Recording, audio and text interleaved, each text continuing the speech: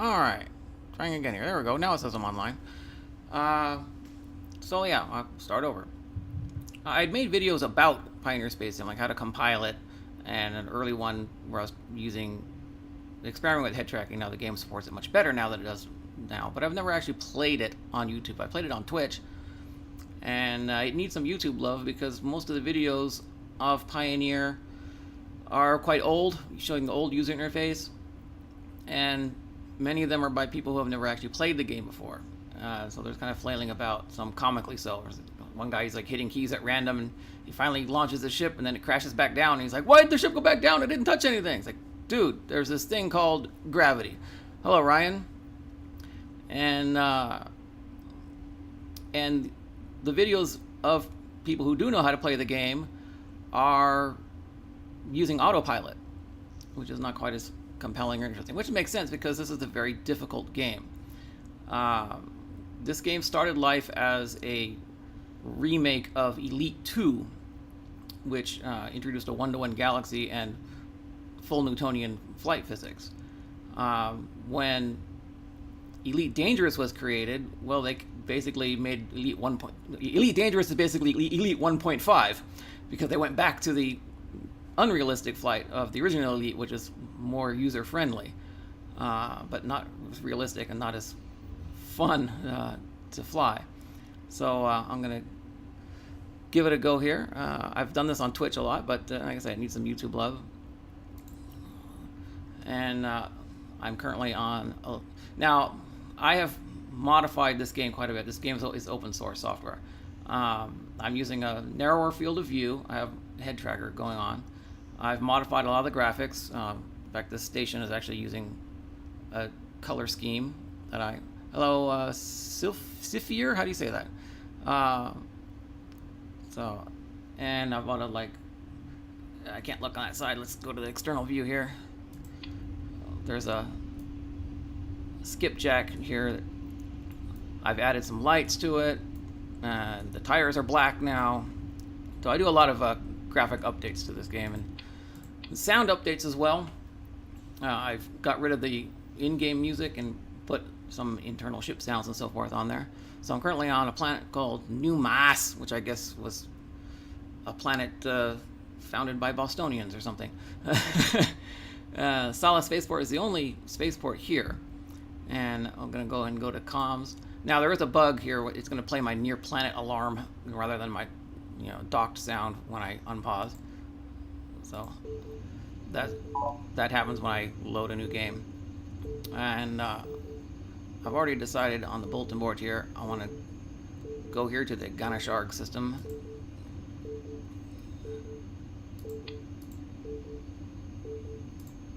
And do I have that already set up? Ganasharg? Yeah, Ganasharg. I just need to... I'm going to jump straight to it. It'd be less... You'd use less actual physical time if you make several small jumps. Kind of like Cypher, but spelled differently. Okay.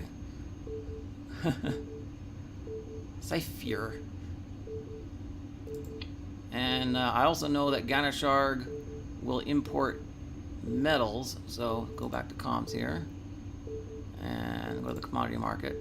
Some metal ore they will take, so I'll grab as much metal ore as I can, and we will launch. Oh, actually, let's go to the equipment market and autopilot. Don't need that. Gonna sell it. No autopilot. Here we go.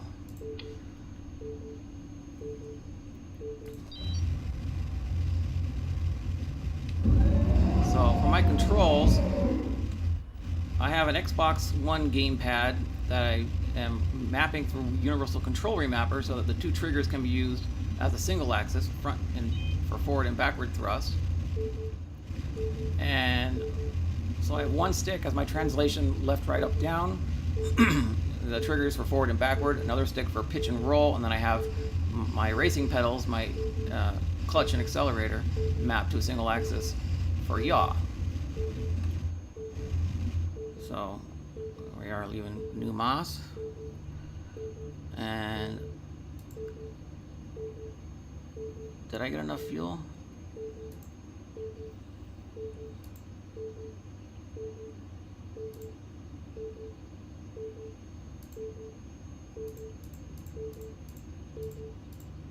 There we go. And I want to be able to...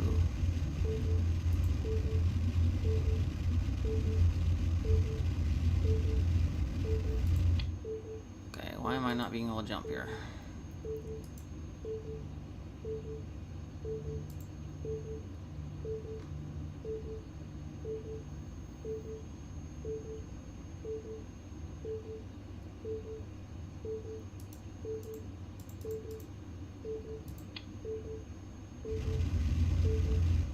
Okay, for some reason I'm not able to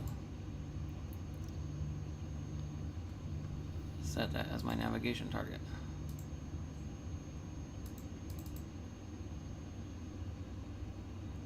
Do I not have the range?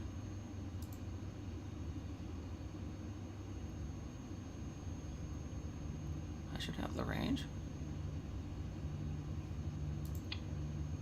There's showing. Can I remove?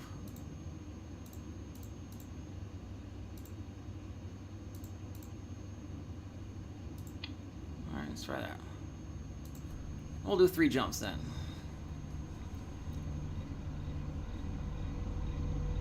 Also, I'm using a different cockpit than is default. The cockpit view is non-functional, but it just helps me to see where I'm looking with my head, and I've made it partially transparent. This is a different model than is available by default. That is one that's being worked on. Not by me.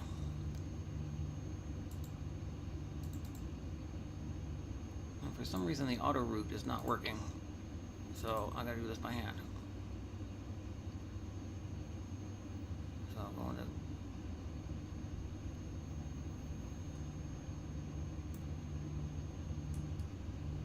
Oh, yeah, no, I didn't have enough fuel.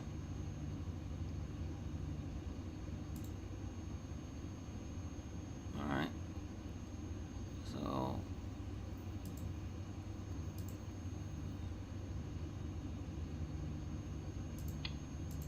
the current system has a station. I guess we'll go grab some fuel. Actually, I probably can just pump down some fuel. Let's go to the ship here. That's me, yeah. And let me give it a little more. Pump some from my fuel, my regular fuel tank into my hyperspace fuel tank. That should do it. So now we should be within the bubble. Nope, not quite. Need a little bit more, huh?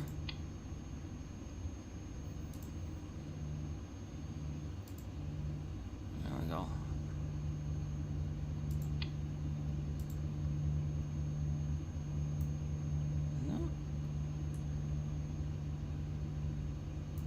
Not quite. Alright, well, let's see. Well, let's auto-route it then. It's a lot more jumps than I thought it was going to be. Make sure that these are inhabited systems, so that I can actually get fuel when I get there.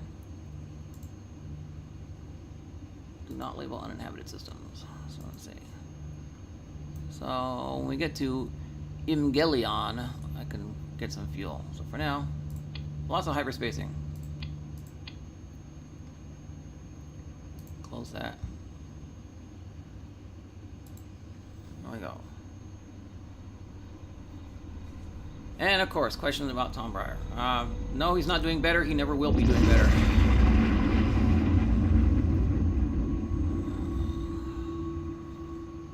He's probably as better as he'll ever get, which is not much.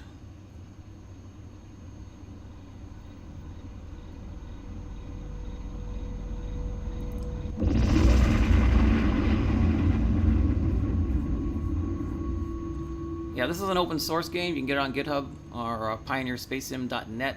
I play with a narrower field of view, and I edited the source code to make the terrain more detailed, because with the narrow field of view, the low poly terrain gets more obvious.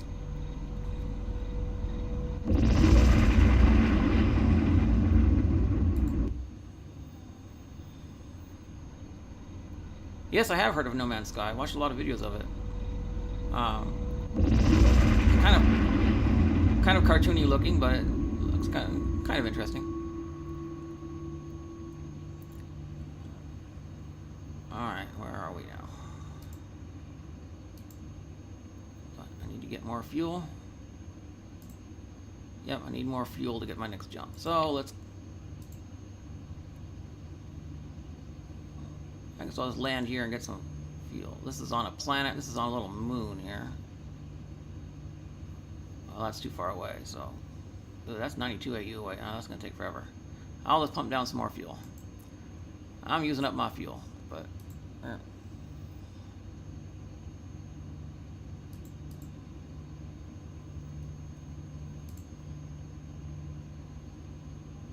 we can get to Evangelion.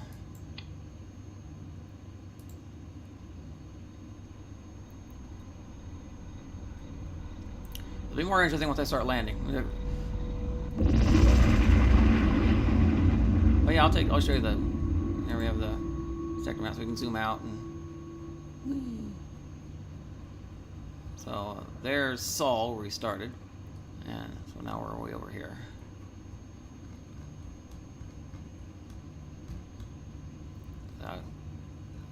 I'm still doing a new save, so I haven't traveled very far yet, upgraded the ship or anything. Alright, here's Evangelion.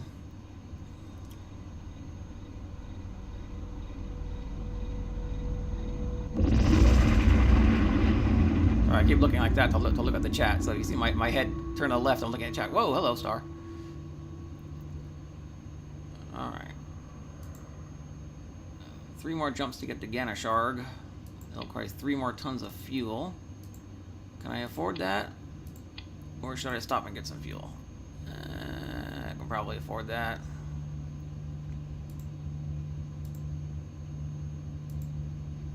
Let's just go. Alright. It's yellow. Maybe I need 1 more ton after that.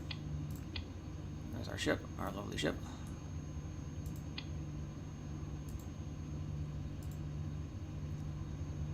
I was going to do this in 1 big jump, but apparently I don't have the range.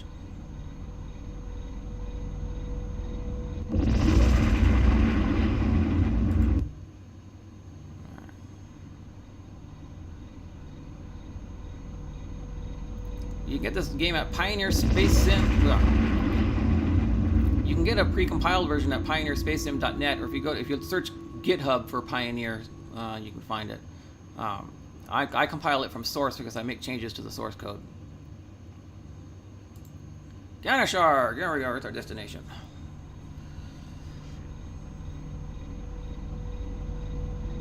Okay. So where was it that this guy wanted to go? Missions. He wants me to go to. Doesn't say exactly where. Oh, he wants to go to.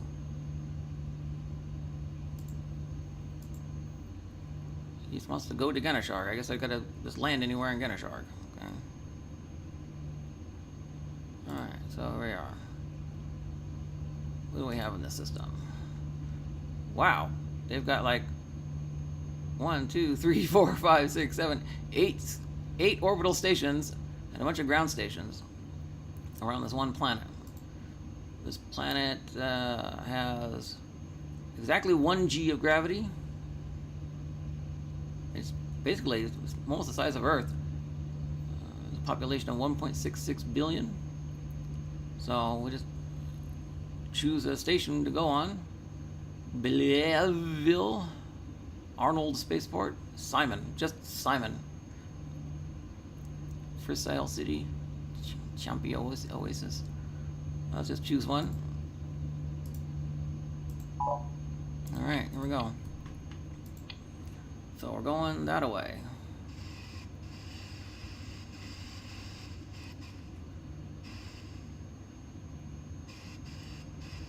Alright. Yeah, head up that way. Alright, thrusting forward. You can see the main thrusters on the bottom of the screen here. Lots of ships around. This is a heavily populated area, and this kind of like the basic direction we're going relative to the star here, Ganashar. That's why the speed lines are showing me relative, or my speed relative to the star. Because in space, of course, there's no such thing as a complete stop. So you're always moving in relation to something else. Now, of course, to fly 0.2 AU would take a long time in real time. So we're going to fast forward 10,000 times time acceleration. Which I actually have on my... Now I gotta watch my... these here... The gray bar, if it gets to the top, means if I start using my reverse thrusters, I would be able to stop in time to get to the city. The white is if I turn around and use my reverse thrusters. Or my, my main thrusters. So, here's prograde relative to the navigational target. So, keep on going here. Just gotta make sure I don't run out of fuel. This is my basic your delta V. Basically, you don't want the gray bar to overtake the white bar. Whoop. And now I'm gonna overshoot because I accelerated time a little too much. So let's go to the rear view here. I'm gonna overshoot a little bit. And now I need to go right here and kind of push that marker toward. Let me get that mouse out of the way. I forgot that I have it mapped to the gamepad that I can just accelerate time using the D-pad.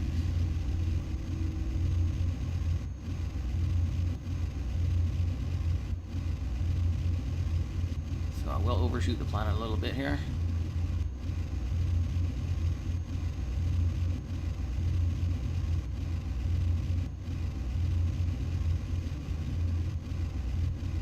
There we go.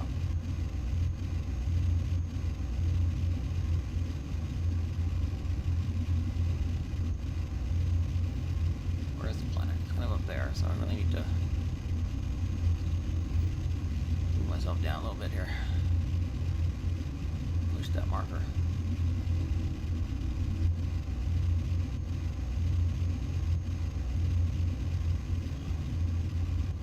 Alright, see where we are here. There's the sun. I also play with a narrower field of view. Well, Pioneer is basically an open source Elite 2. Yeah. But it's yeah, it uses its own assets and a much better UI now. Originally it had the same UI as Elite 2.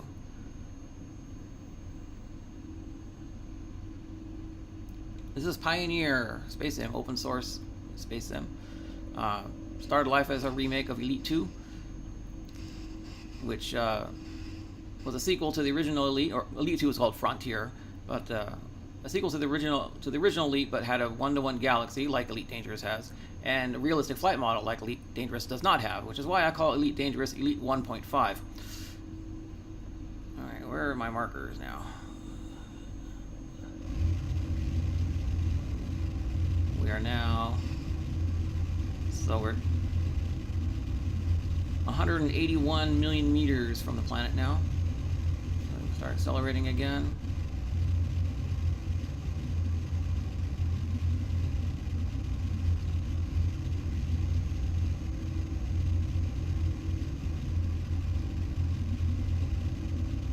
I haven't seen where my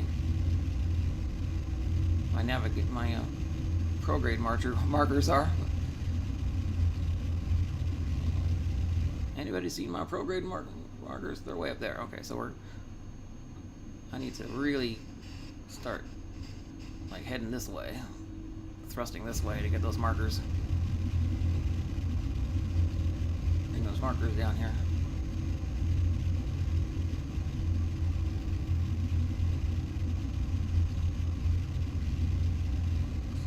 Here. Down a little bit. There they come. The yellow one's the one I'm most interested in here. Get this down.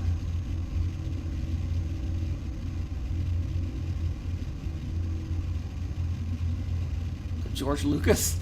Okay. I don't think I sound at all like George Lucas.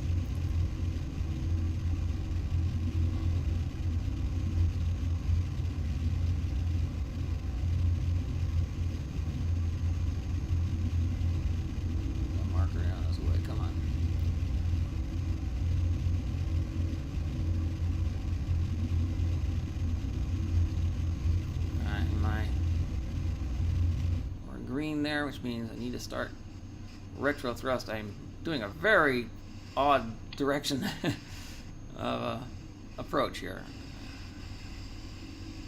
Alright, let's get out here.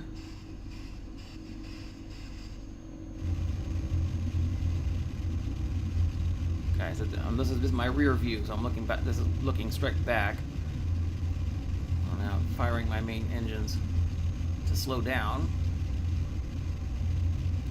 And to try to get my prograde marker to the target where we're trying to go. I still have plenty of fuel, 57% fuel, so not too worried about that. Yeah,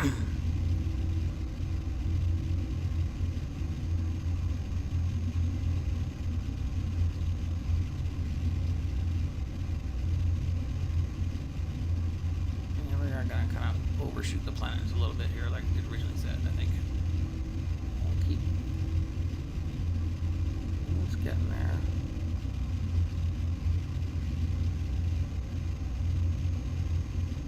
The planet is almost directly to my right now.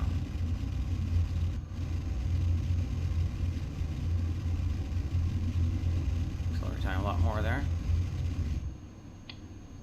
Alright, what are we looking at now? Marker, still over there.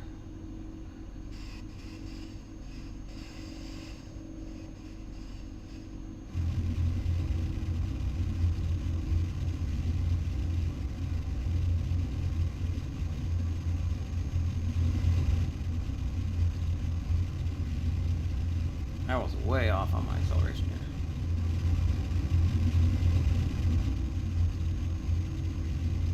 Being close to the planet, my atmosphere marker just popped up.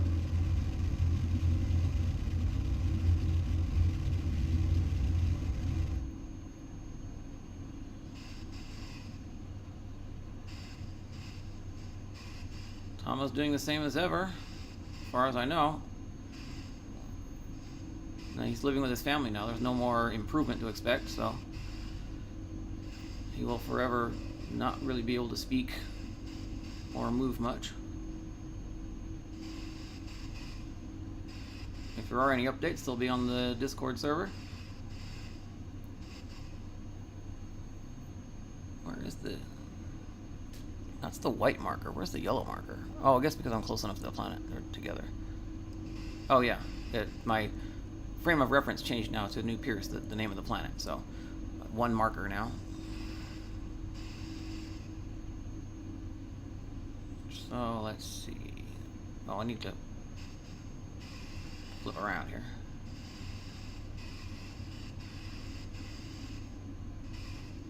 Alright, where is that marker? Right there, so kind of a good angle.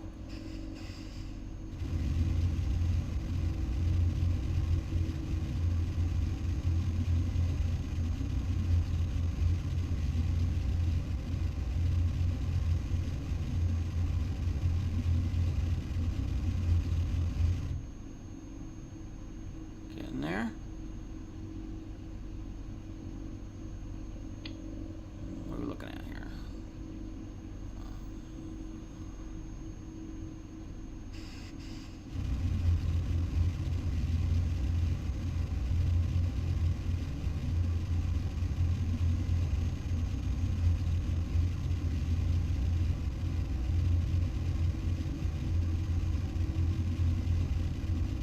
Where is that darn prograde marker?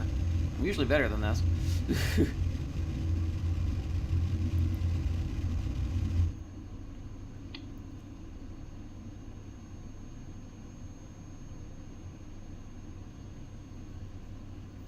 So we're about level with the planet there. There's the marker, there's the planet. So let's go ahead and move it down a bit more.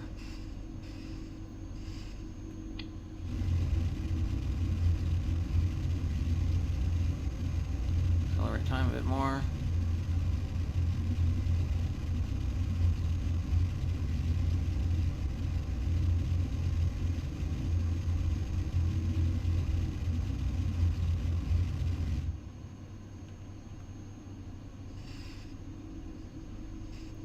Come on now, planet. I want to land on you. I did give Tom some stuff that would allow him to make some music, but he seemed uninterested at that particular time.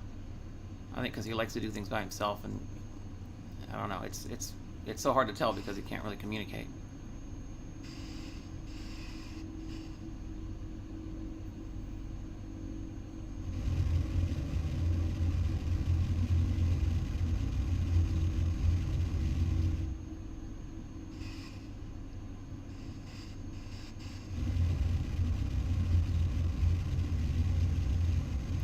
So way off here. I can't believe I'm so far off my trajectory. This is embarrassing.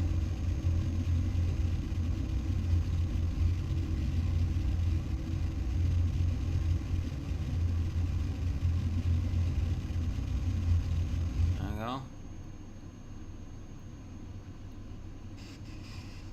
Where the heck is that marker? Oh, right there. Okay, we're getting there now. Actually, not too bad.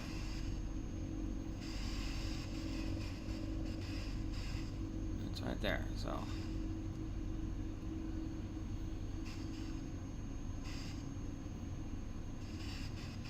Alright. Alright, so let's flip over.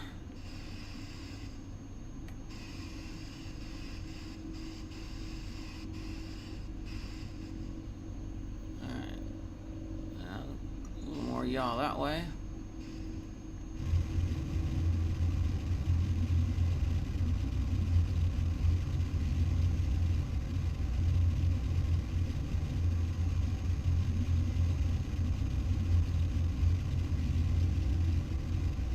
Okay. Now we're at least headed toward the planet. There's the station we gotta get to, so get this mouse pointer out of the way. Oh, I'm still looking at my rear view. Alright. Forward view. Alright. So let's look at a decent amount of gravity here.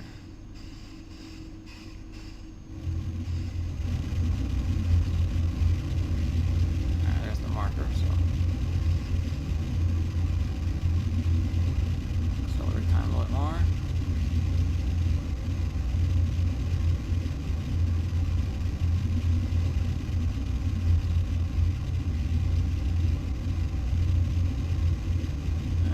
Go.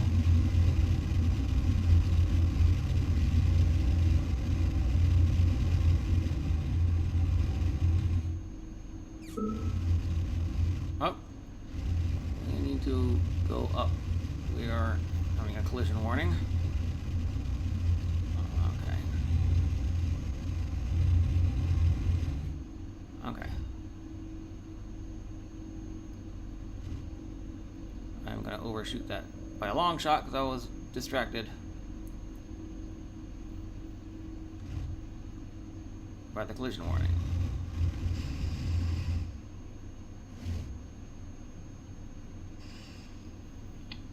Alright, let's go to New Freestyle City. Well, doing well, Tom doing well is relative. I mean, as far as I know, he's okay. But there's no reason to expect any kind of improvement, however. So let's see. I want to accelerate kind of. I want to slow down, but I also don't want to hit the planet, so it's gonna be a tricky one.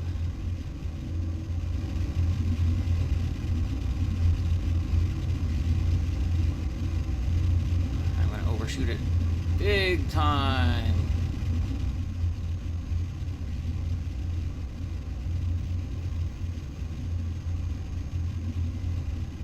Still got 51% of my fuel though, so. Problem when it starts accelerating time is you lose track of your altitude really quickly.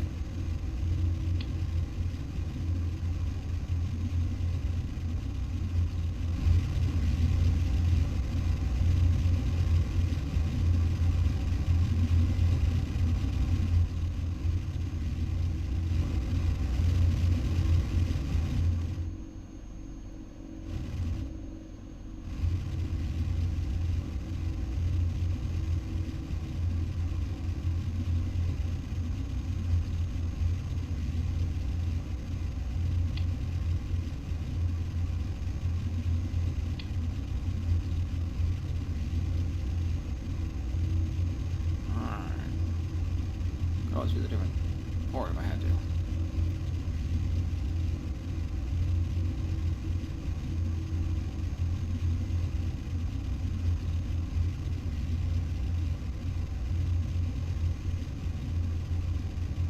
Yeah, there is a limit to how many G's you're allowed to pull. That, like, you can't like rotate forever, things like that.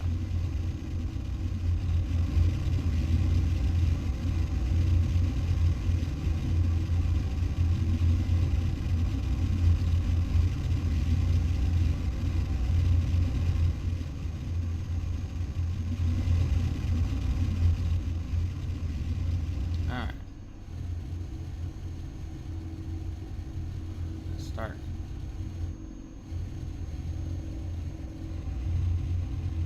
Oh, look at that. The city's actually on the other side of the planet anyway.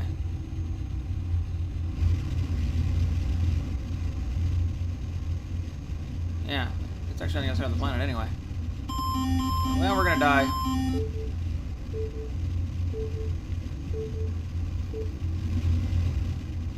Woo! Okay. That was close. Alright, but yeah, the station's actually on the other side of the planet. I didn't realize that until now. It's one thing that's hard to tell in this game is until you start seeing the terrain moving past the icon, it's like, oh, it's actually on the other side of the planet.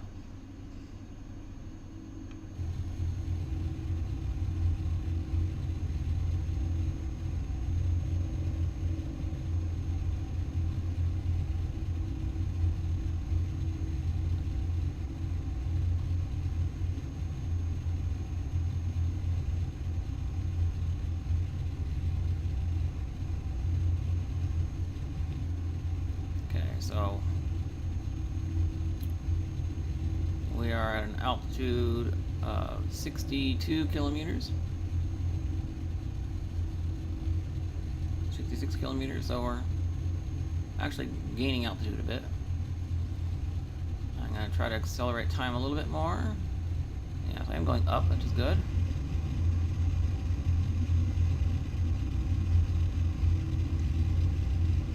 Now I have to turn around if I'm going to hit that city.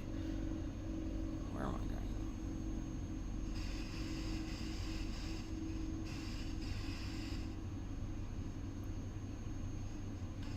And retro thrust.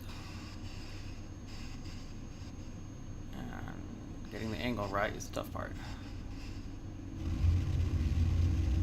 Oh, and in that time, it said I'm going to overshoot again. It was green. Well,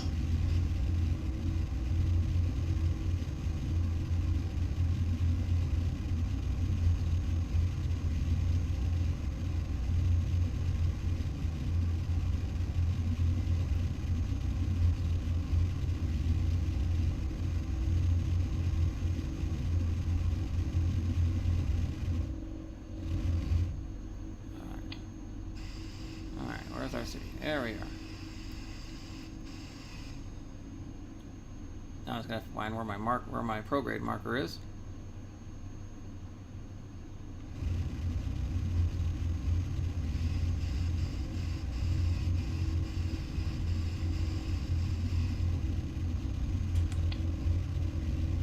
This is the downward facing camera.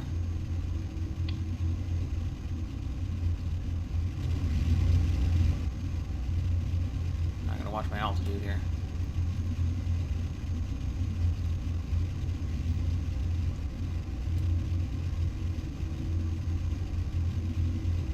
altitude of 230 kilometers, so that's not bad.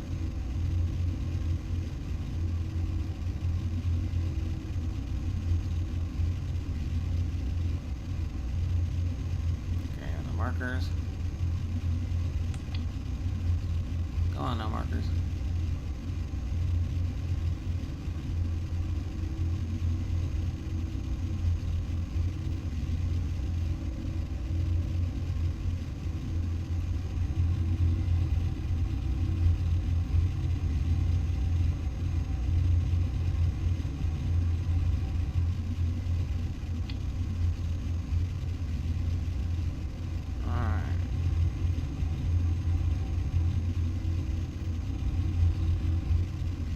Kind of drop straight in out of the atmosphere here, but luckily these ships have plenty of atmospheric shielding. You can even get more. It's not as daunting as if you've ever played the Flight of Nova. I'd recommend checking that out on Steam. There's a demo you can get for Flight of Nova, which is an amazing thing that's in development right now. It's like a space trucking game, but you're not going interplanetary, just around one planet.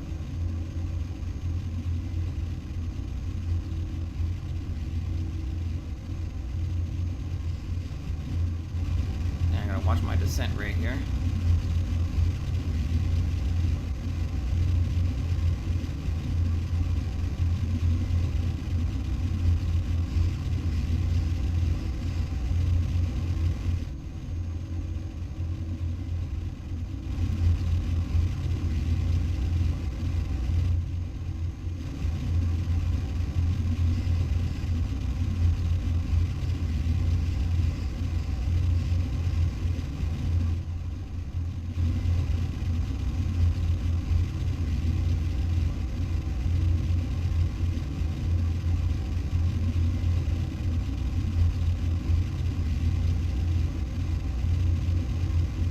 Descending at a rate of 70 kilometers. Alright, now 1.5 kilometers per second. Altitude 45 kilometers. Hopefully I can make this landing. No, not gonna make that landing. Alright, straight up. Main engines. That's good.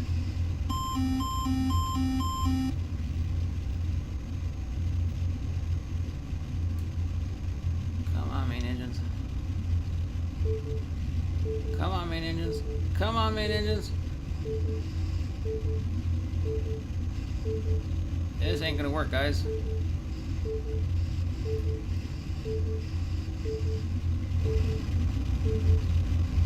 No, we're gonna crash.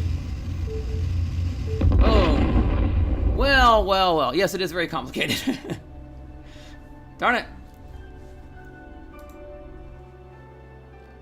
RIP, old bean. Alright, let's try that again, yo. Hopefully I have a better approach.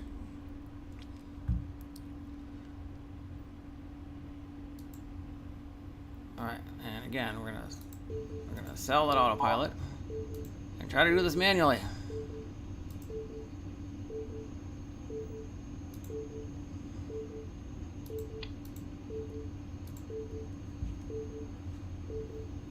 Alright. Kabloom! And while I'm here, grab a bunch of metal ore.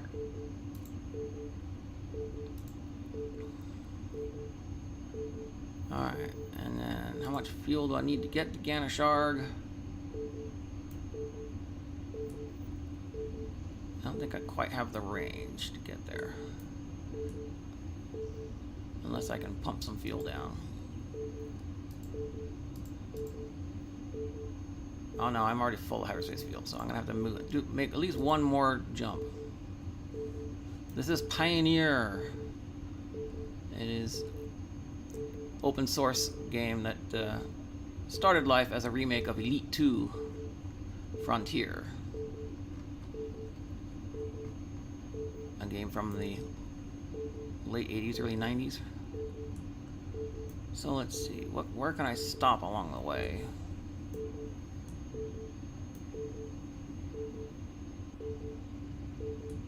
I don't want to take all that many jumps again, but I have to, I will.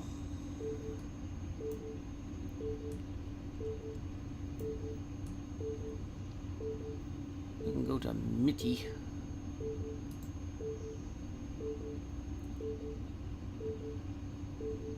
And we'll refuel halfway at Mitty. How about that?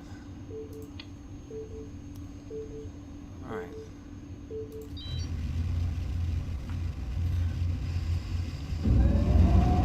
Alright, here we go. Let's try this again. I have no idea, Brickster. That's something to ask on the development forum at pioneerspacesim.net or on their IRC channel.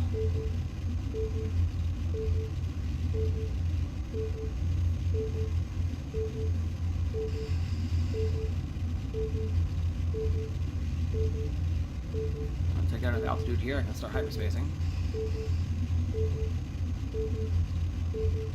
Alright.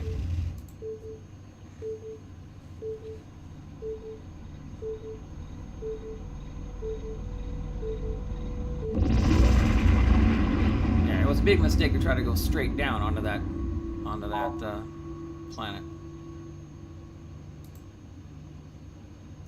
Well, oh, there's police here. Protecting, making sure I'm not carrying anything illegal.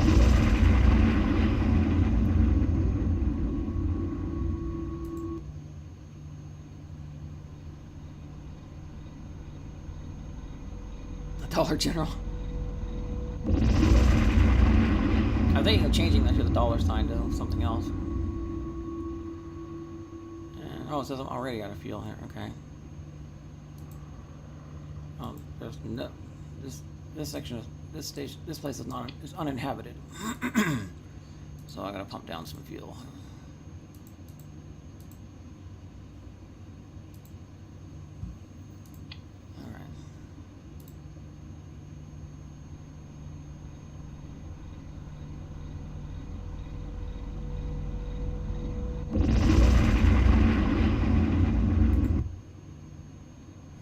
Mitty.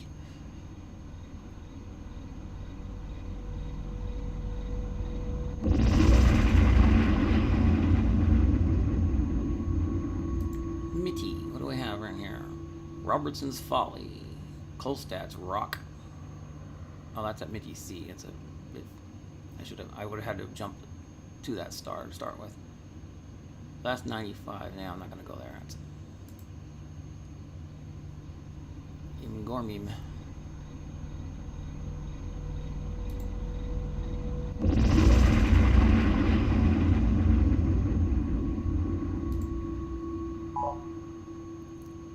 Alright, let's go and land at Clark's Claim here. Let's see. Trade information. What are these guys like? They weren't necessarily like my metal ore. I've also shrunk on the font size for everything in this game pretty much for most things. I did increase the roll and pitch, which is kind of important. So how far we got to go to get to Ganashark now? It's like 4 more tons.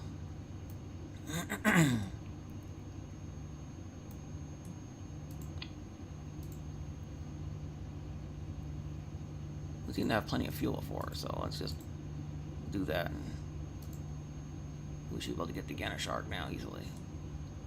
Oh, it's got yellow. But it looks like it's definitely within my bubble.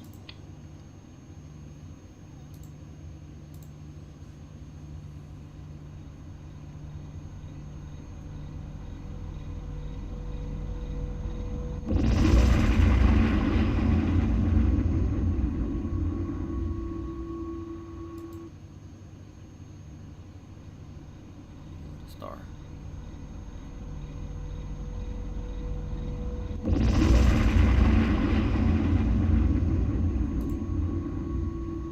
Two more jumps. Looks like. Oh, why is that in yellow?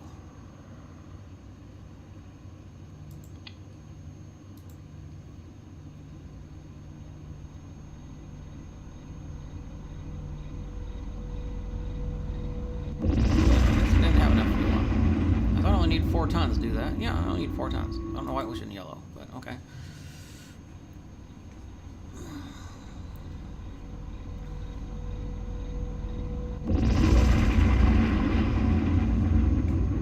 Alright, let's try this again. Hopefully, do a better job at it this time.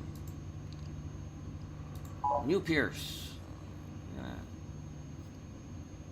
We'll head to do. Oh, let's pick a station. Oh, that's Mitty. Sorry, on the unexplored system. There's no unit available. I need to select where we are, not where we're going. There we are. So here's the view. There's all the ships that are flying around. You can do orbit planning. That's the direction of all the ships and everything. Whee! And this is our current orbit around the star. So we need to go to here, New Pierce.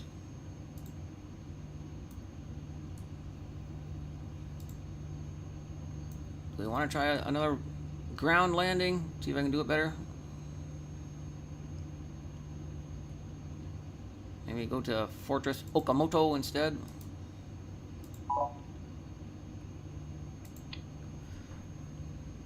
I like trying to land on the ground stations rather than the space stations. Currently, the space stations, they just kind of grab you and you automatically dock. They're working on having that be manual, which would be really cool. Of course, the game's open source, so if you can figure out how to do it, you can add it to the game yourself.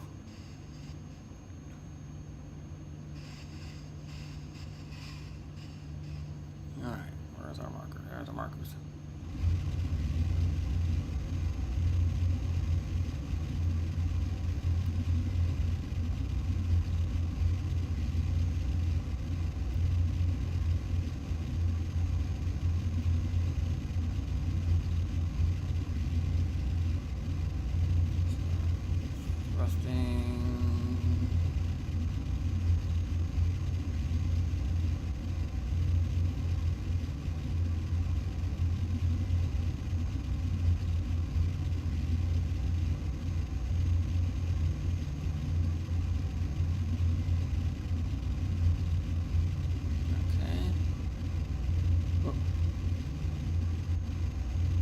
That should be a much better approach than we had last time.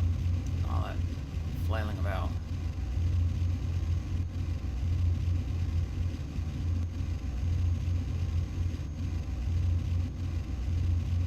Alright, gonna watch the marker on the right there, the bar. Alright, now it's telling me it's time to turn around and fire in retro.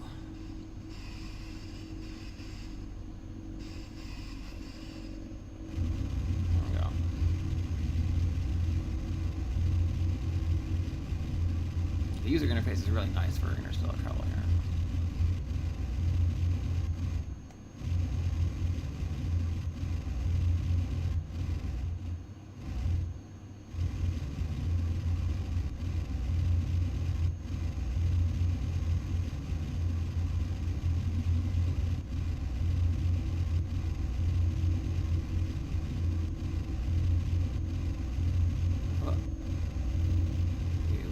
Odds with the orbit of the planet a little bit.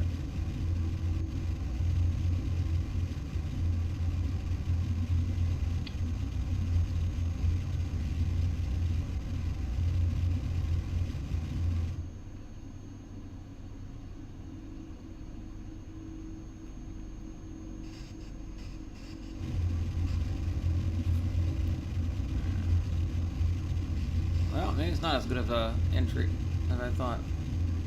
I think we were at the...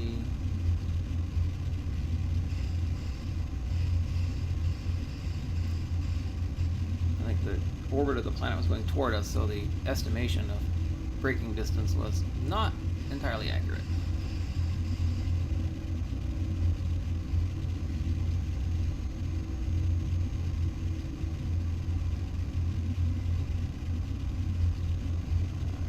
Where are my markers?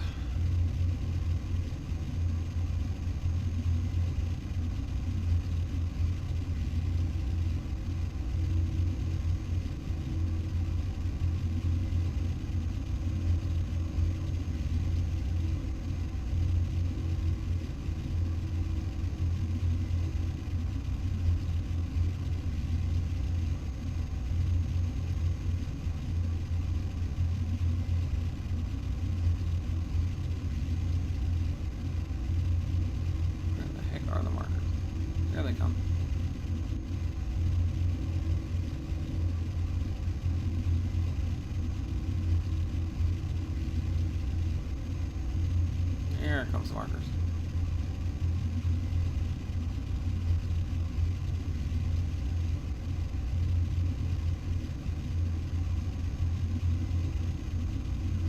Alrighty.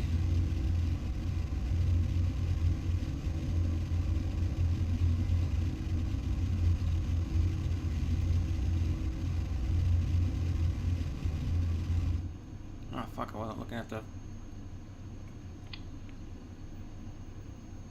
I'm looking at the gauge on the right again. I'm gonna overshoot the planet by a long way. Make sure I miss it.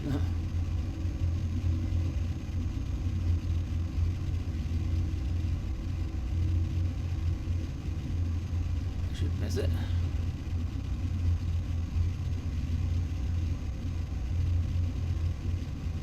Probably you accelerate time and you're paying attention to one thing and then something else changes.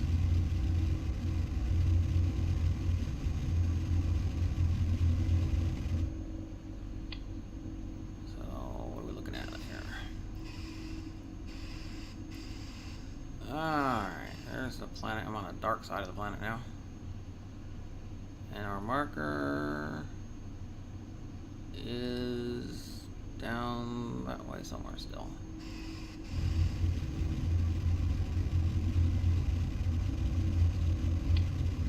Oh, marker's still directly behind us, so we got a long way to go.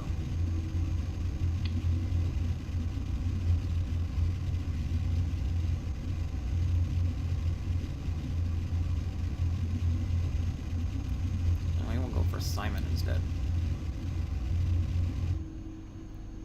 Okay, markers are now right there. Okay, let's change to Simon. We'll go to Simon.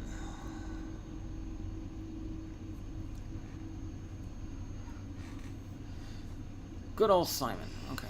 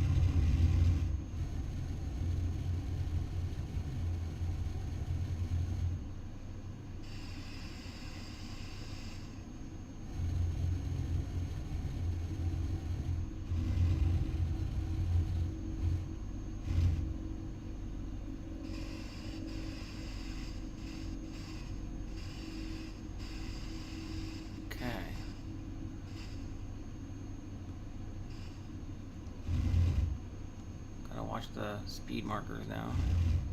They don't take gravity into effect, so you really count. So you really gotta be careful.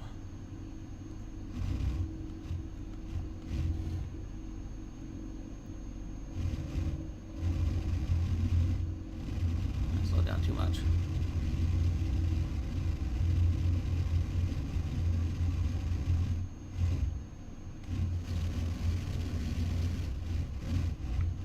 Seems like our descent rate isn't too bad here. Important thing is not to rush it. So we're only approaching at 778 meters per second, so that is pretty good.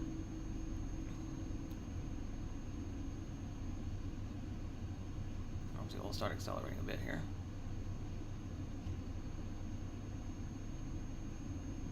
One kilometer per second, slow down a bit.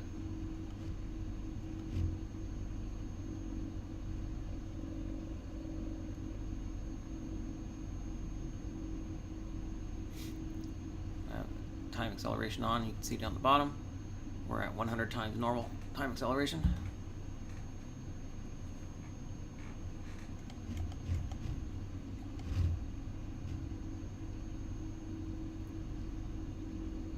There's one of the orbital stations going around. Guerrero orbiter. It's gonna be fun to try to land in those without the automatic docking once they get that sorted. It looks like they have it working, they just don't have the UI elements done.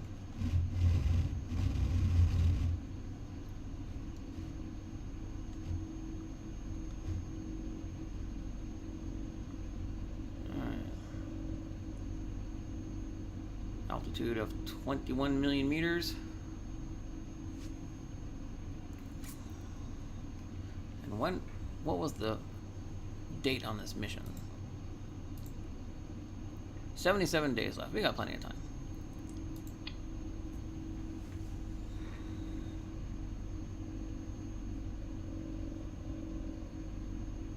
Falling at 2 kilometers per second.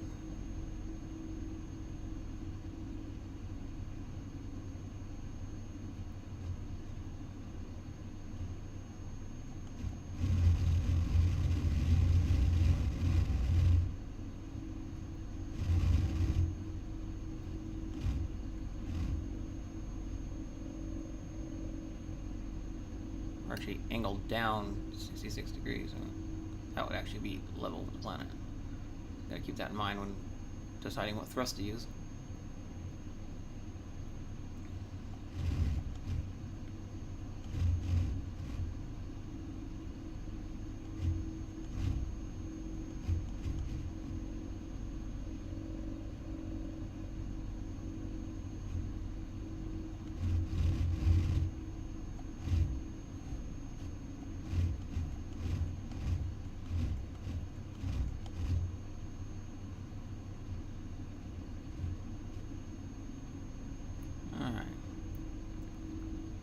Long controlled descent here at 1,000 times time acceleration.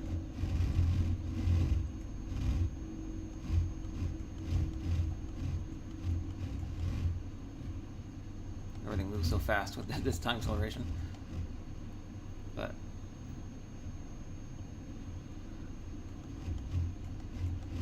it's still at 6,000 million meters, or megameters.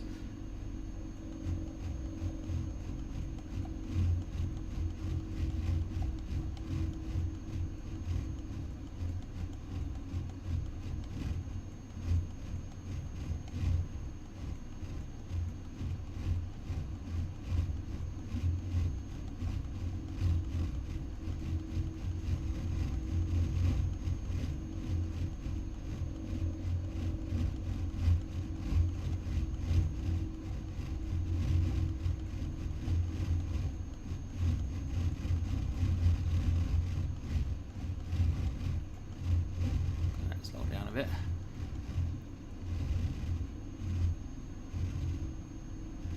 I'm still nose straight down to the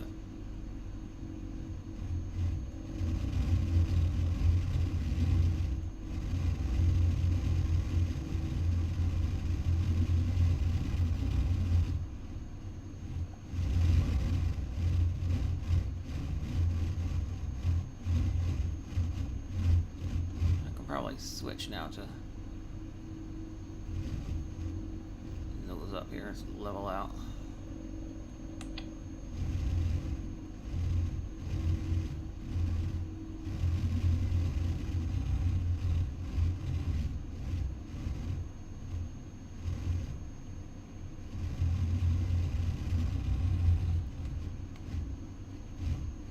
Now the orbit of the planet's kind of throwing me off a little bit here.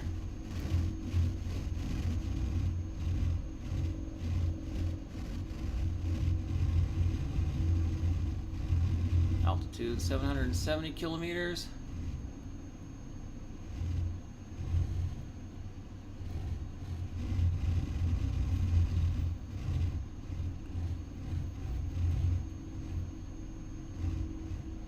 Oh, my pitch got way off there, didn't it?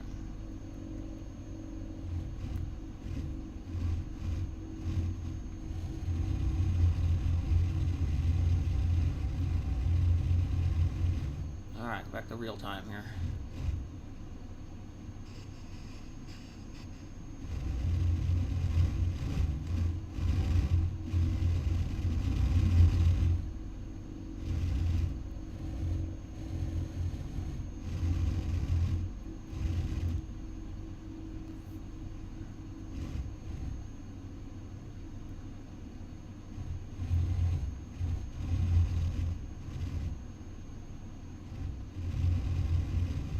1 kilometer per second.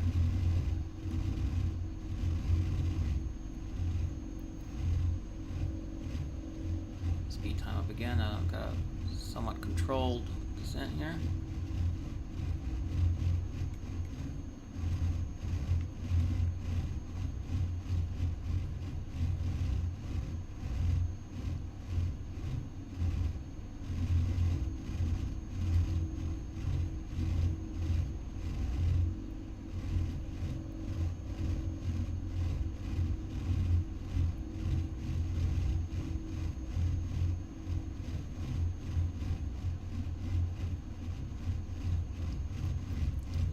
All right, 310 kilometers.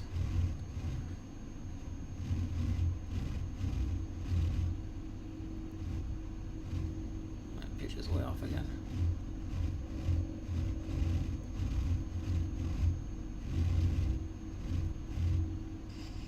My roll's also off a bit.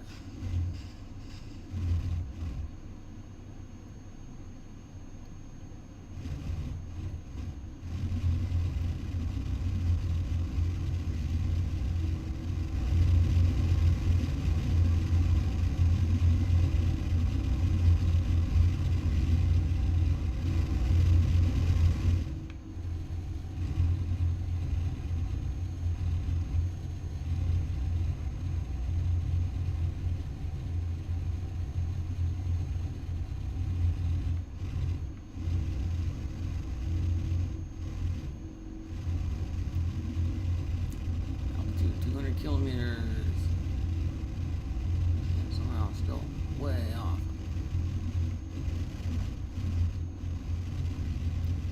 I'm gonna start slowing my descent here.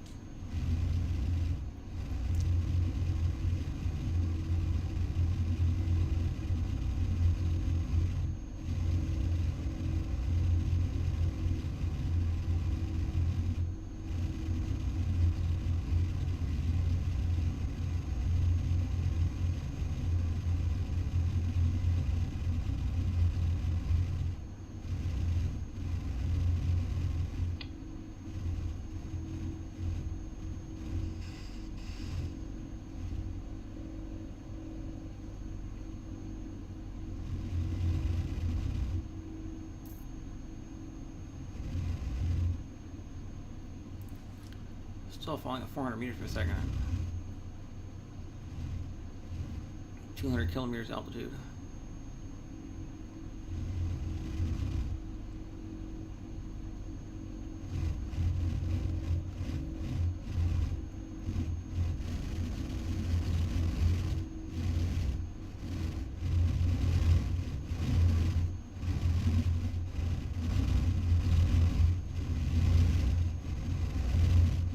Starting into the atmosphere.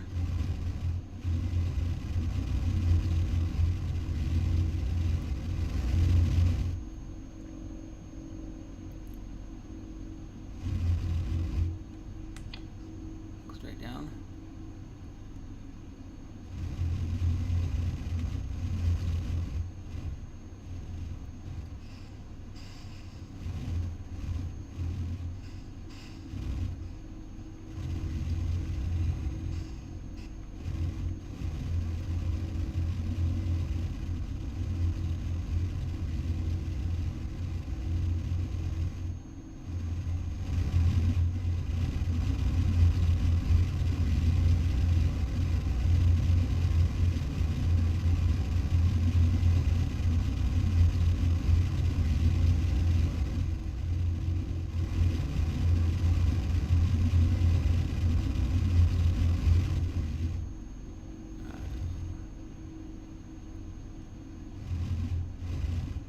Too much, I think. A little too much retro there.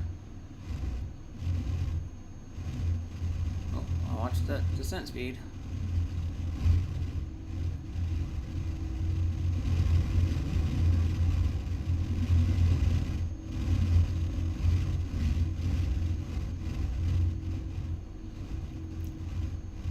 Alright, just under 200 kilometers altitude.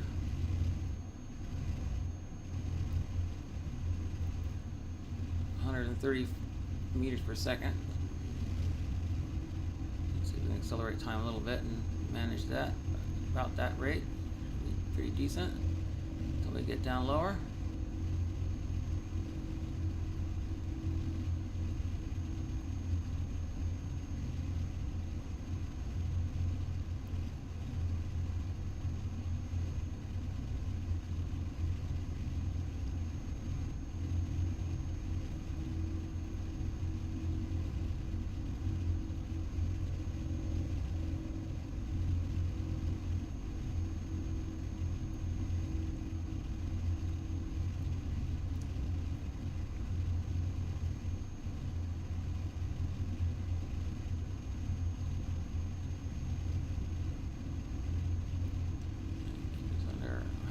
Per second, so it'll be good until we get down a bit in time.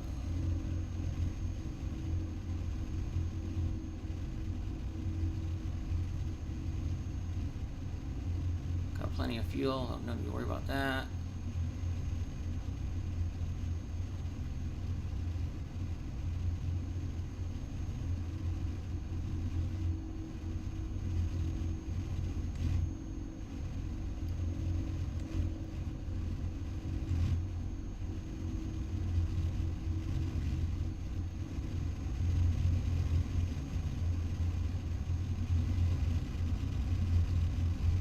Oh, I actually started going up. Time acceleration again. Like, just get you. Focus on one thing and suddenly goes past you. All right, under 100 kilometers here, falling at 200 meters per second.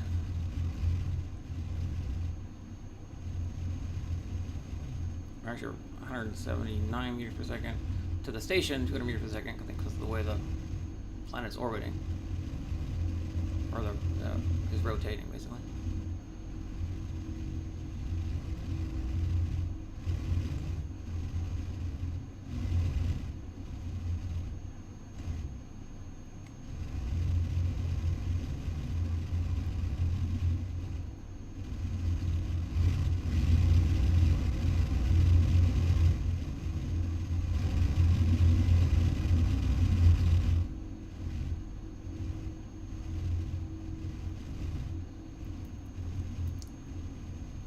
Definitely requires a lot more patience to do this manually than with autopilot. With autopilot, you know, we'd have been like 5 different planets by now.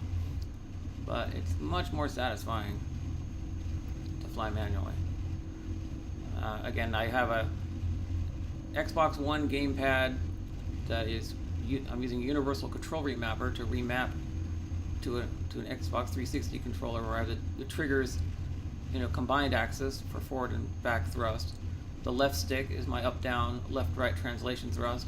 The right stick is. The left stick is my pitch and roll, and my clutch and accelerator pedals for my racing rig are my yaw. So I have full analog control over every possible thrust axis. To do that, once you remap things in Universal Control Remapper, you have to start the game, and then exit the game, then go into your controller profile and disable the real controllers, so that so the Pioneer will only read the artificial controller.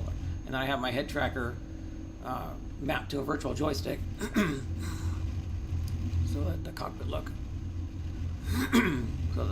can be. And there, oh look, there's some water in this planet. All right, 100 meters per second, thereabouts. Altitude 77 kilometers. We're getting down to it. Ever so slowly.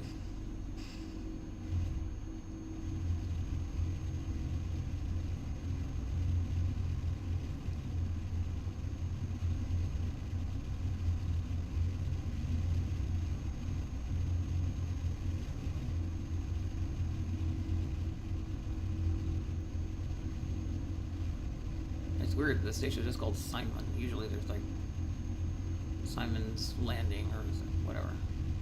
Simon's Oasis. Well, that there is straight down, so we are still moving forward.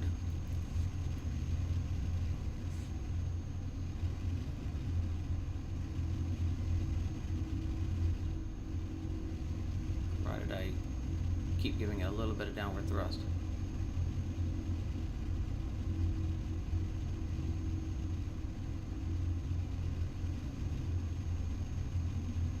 I think I can afford to accelerate time again a little bit. I'm just going to watch it because I don't want to, obviously don't want to land at 100 and something meters per second. That would be bad.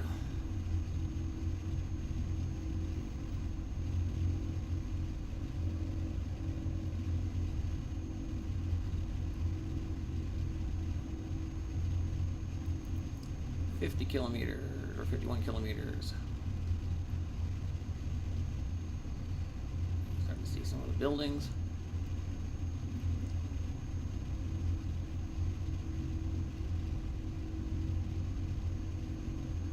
Alright. They now see us, so let's request docking clearance.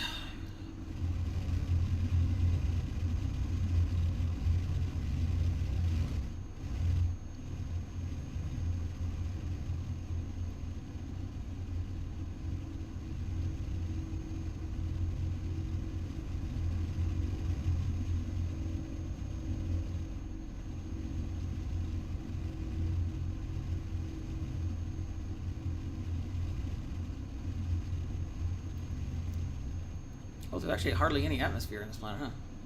Yeah, atmosphere pressure 0.06. Yeah, there's hardly anything there. So it's got Earth gravity, but almost no atmosphere. Altitude 35 kilometers. And still straight down, it's a ways away, so we're still.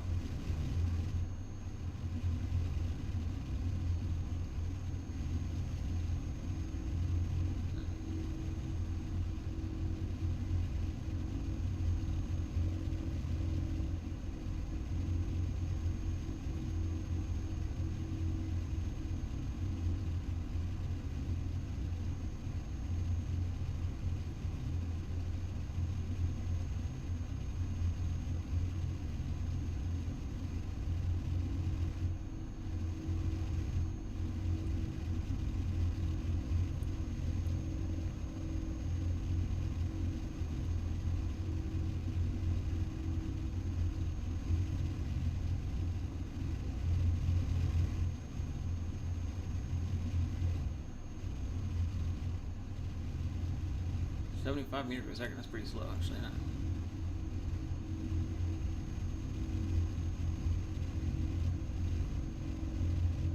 I'm tired of looking up. I think I want to just thrust forward and then back to line myself up a bit more here.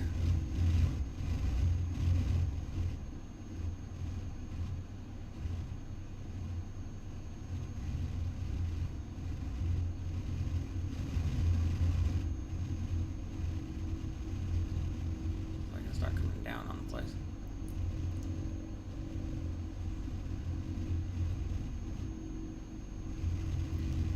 Alright, 27 kilometers.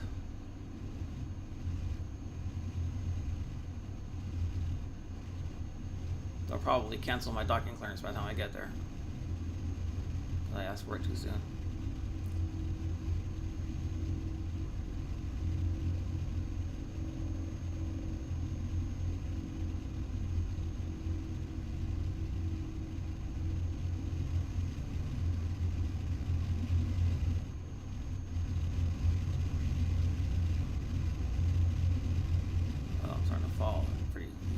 Rate there. All right, 75 meters per second. Down is still a ways to go there.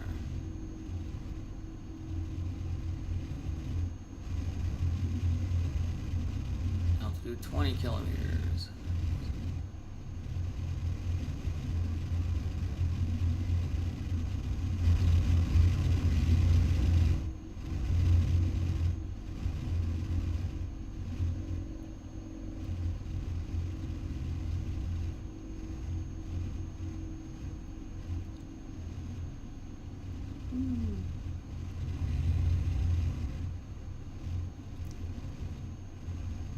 hard to land on Earth gravity.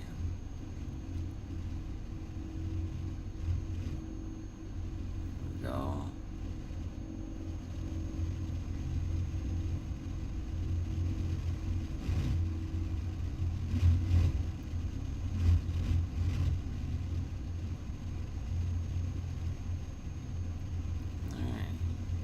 About 16 kilometers, falling at 100 meters per second.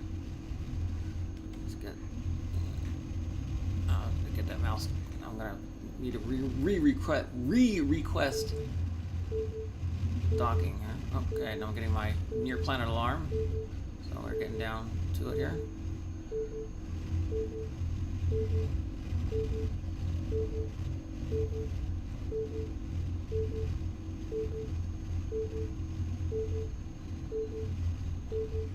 Descent rate about 70 meters per second.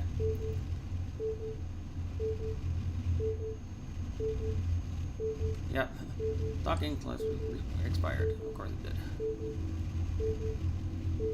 I'll wait until we get a little closer, I guess.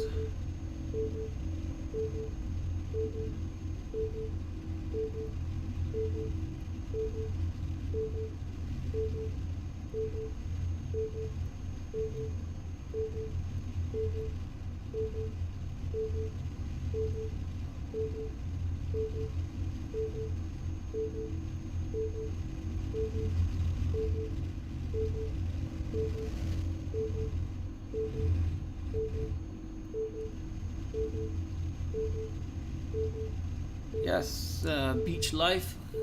It's me. Oh my gosh. Ermagerd.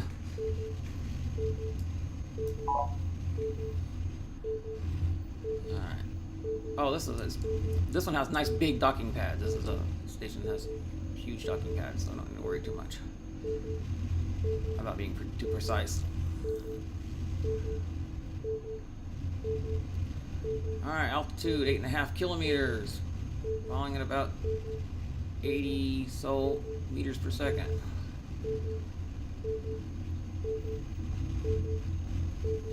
Go.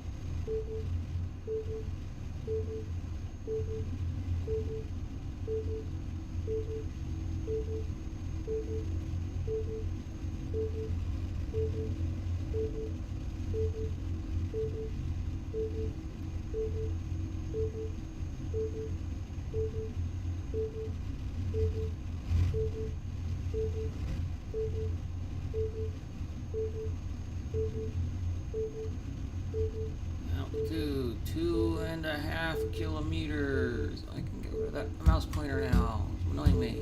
The tooltip. Go.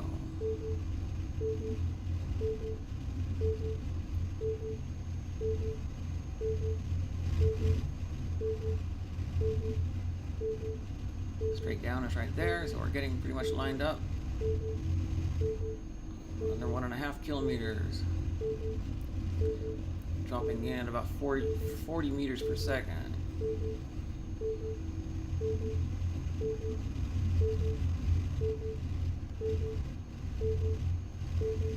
Start slowing our descent here. We're under 1 kilometer, 800 meters.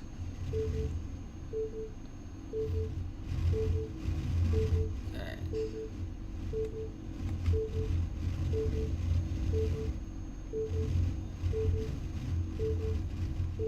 Landing gear down. I keep bringing that.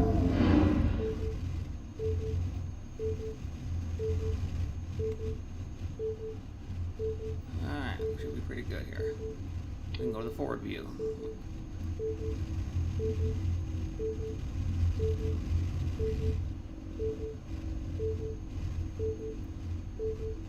Yeah. Whee! Ugh. Takes a while, but you get there. Alright, so let's save our progress here.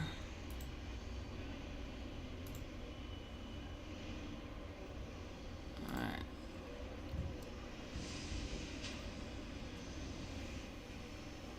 Alright. Let's refuel. Rosa Antella, station manager. Hi there. What kind of missions we got here? We got crew. This is a high technology system, so I should see. I can see what ships they have available. Not that I can afford a ship right now, but you know. Oh yeah, I've added some new paint jobs to the Blue Nose than the default game has. That's one of them. Lunar shuttle. That's actually my paint. That paint scheme is in the game. That was one that I made that was incorporated into the actual game. Bowfin fighter. It's also one of my paint schemes, or designed. The original design of the ship, the artwork had a paint pattern like that, so I made one in the game that works like that. That ship is not in the game by default. That's an added ship. Another pumpkin seed. That's all they have available here. I already have a radar. I could get a fuel scoop or a cargo scoop. Not that I've ever needed to yet. And yep, you can fight, but zero-G fighting is really hard. I tried it once, and I prefer to stay out of trouble. They don't have shield or anything. I could get an extra passenger cabin so I can carry 2 people, maybe.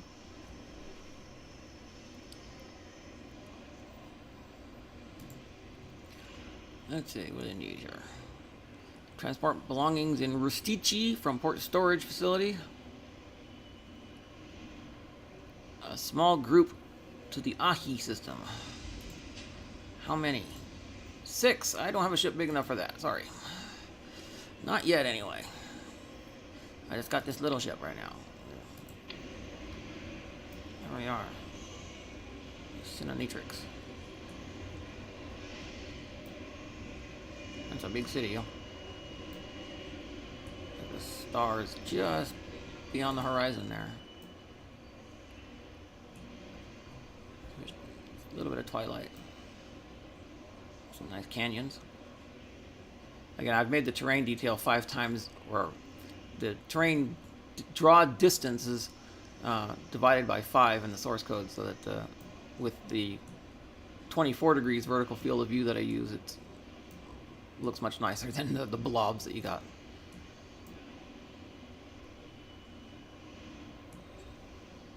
Anyway, let's see. Not that really no good missions here. I'm surprised. The only actual mission I have. Oh, let me sell my my metal ores. Yeah, I will sell. I think that's a profit. It should be, because they import metal ore here. All right. Now I'll save the game again.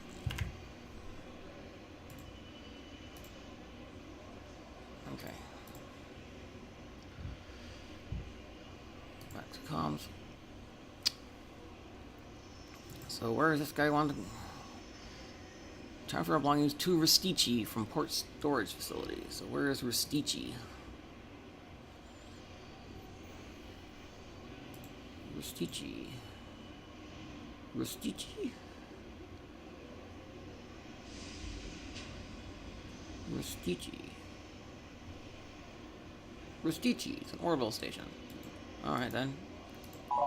We'll go to the orbital station Rustici. Maybe we'll have better missions there.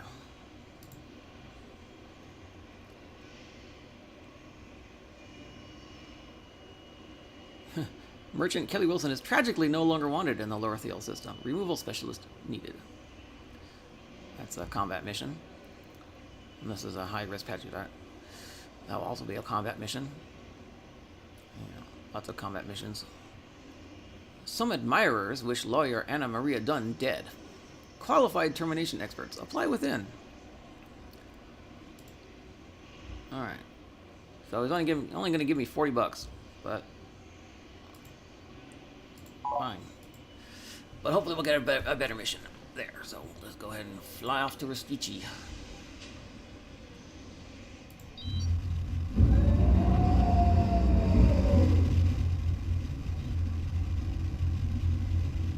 So we say goodbye to Simon. So where is this Ristici station? Apparently it's behind me. Oh yeah, it's on the other side of the planet from where I am now. Well, let's just get into orbit first and we'll see what happens. Oh, that's some big canyons, look at that.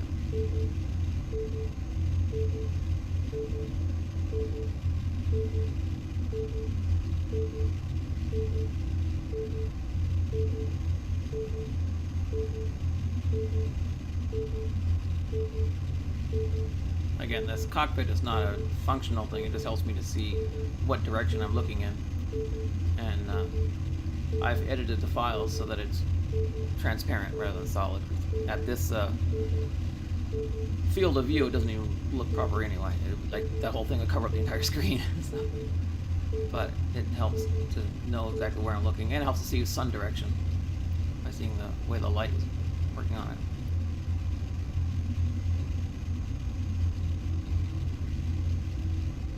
Alright, so I'm gonna have to go around this planet somehow or other to get to Ristici, which is back that way. But of course it's orbiting, so we'll see.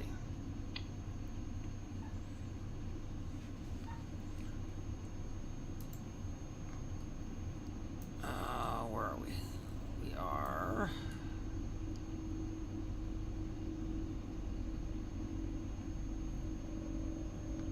We're here. Let's center.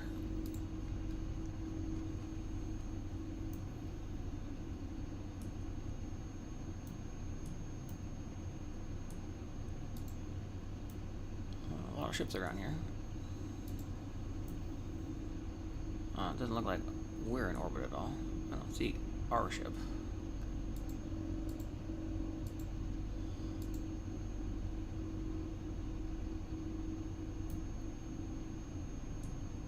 Looks like all these stations are the same distance there.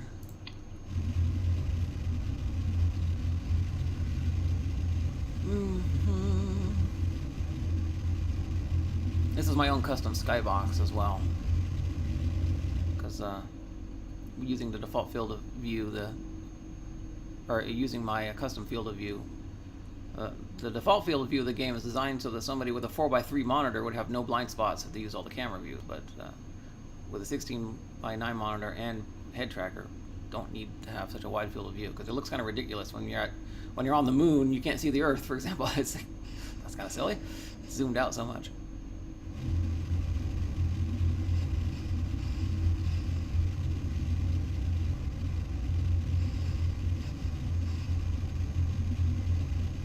Yeah, I'm losing altitude here.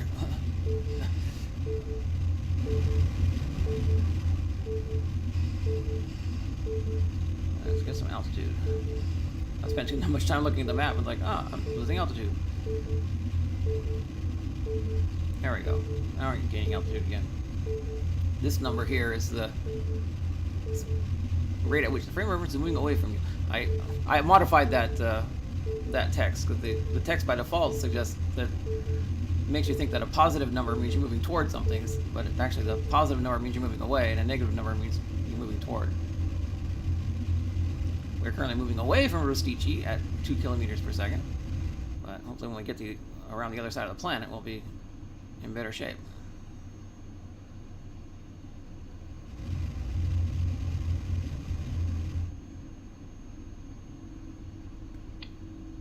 And Ristici is still on the other side of the planet. Hopefully its orbit is not going in the direction that I'm going.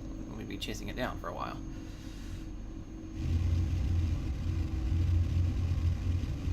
What time is it?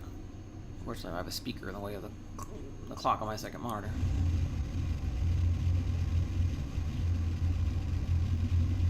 wife is off work at 5 o'clock tonight, Pacific time.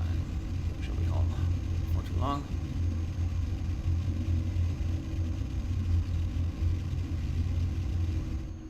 Okay, I think we're good as far as orbit's concerned. Well, maybe not. We're still not in orbit, but we're...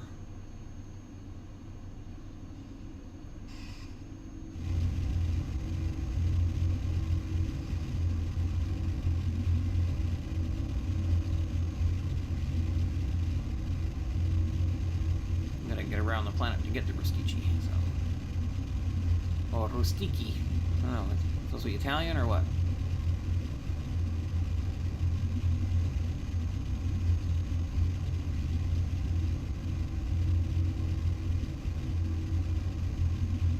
If anybody has any questions about any of the elements you see on the HUD or something, you can go ahead and ask in the chat.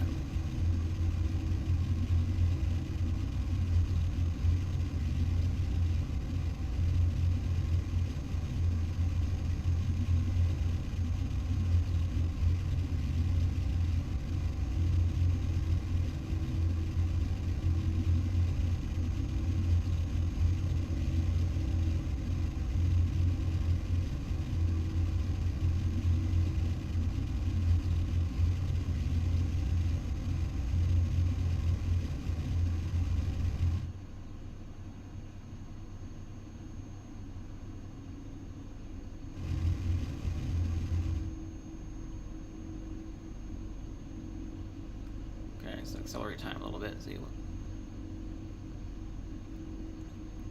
I am losing altitude, but I think I'm going over the horizon, so I think I have an orbit going.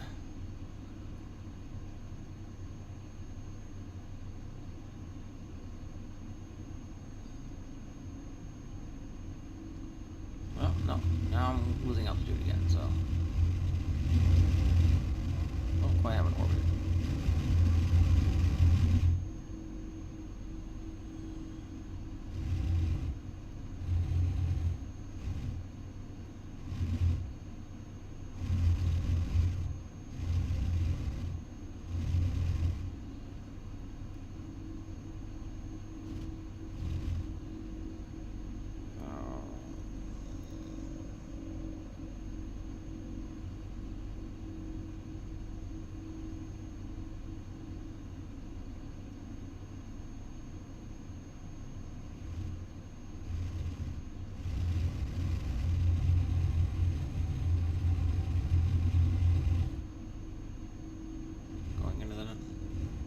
Night side here.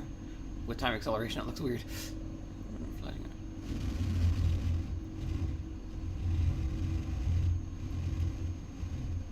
Any chance we're getting?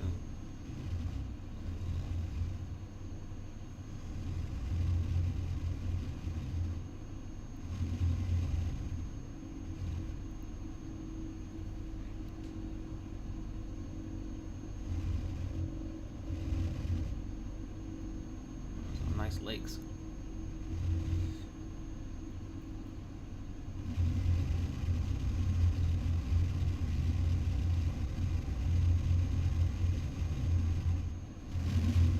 Still technically in the atmosphere. This planet doesn't have much of an atmosphere.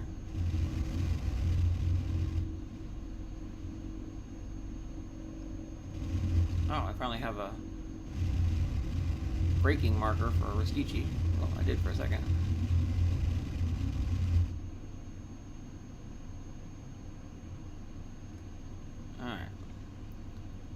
Some serious altitude. It's not going to help in orbit necessarily, but there's Rustici on the other side of the planet down that way. So I have to chase it down here.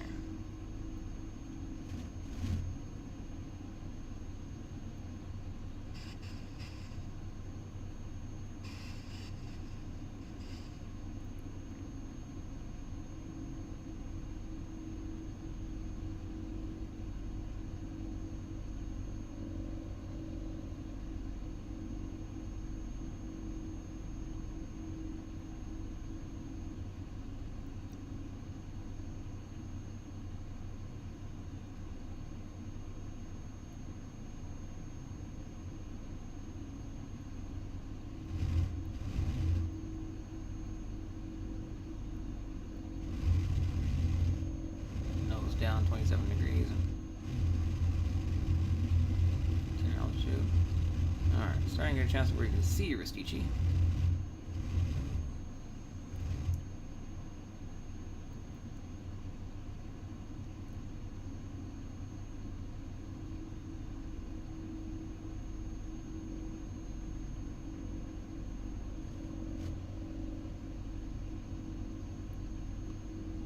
I don't have the game audio going through on the stream. I just have my microphone set to record in front and behind so you can hear my speakers. Because I'm using a desk microphone rather than a headset. I don't like wearing headsets.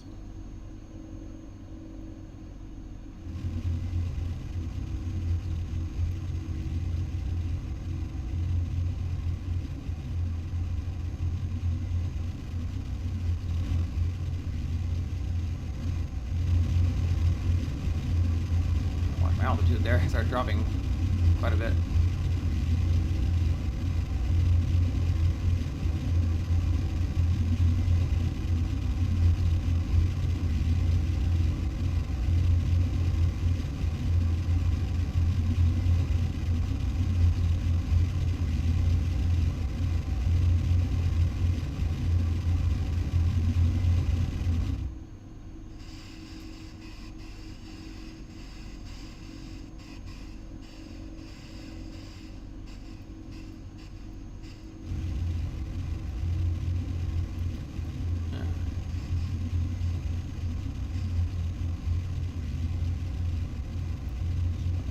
See Ristici over the horizon soon.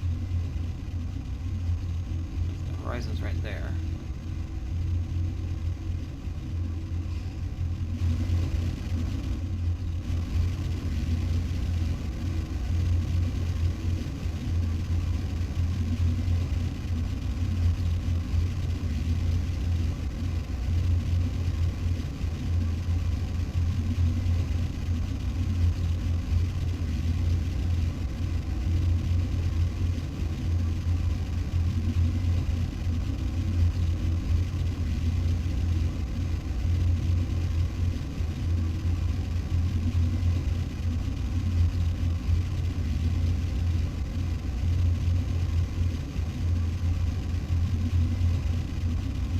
Yes, there are other ships. You can see a lot of dots there. There are other ships. It's just space is really, really big. So encountering another ship is pretty rare.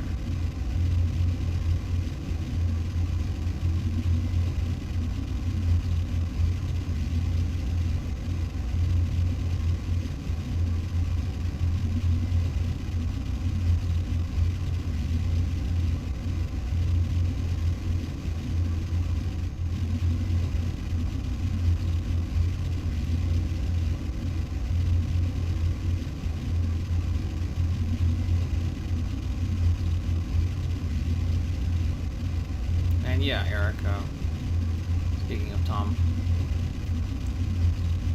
he's as good as you can expect, I imagine. Deborah Gale was able to visit him last year, as I mentioned on the 50th birthday live stream on October 3rd. If you haven't seen that, recommend checking that out. There is a little clip of Tom from 2019 playing the piano with his left hand. But yeah, I don't think it's wise to expect any sort of improvement from his current state,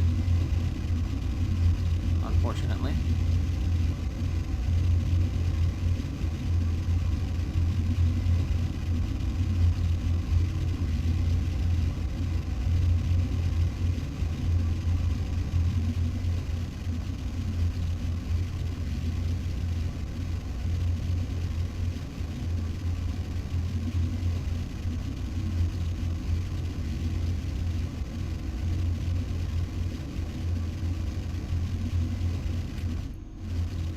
Okay, Ristici should be coming over the horizon. Always got to get to it.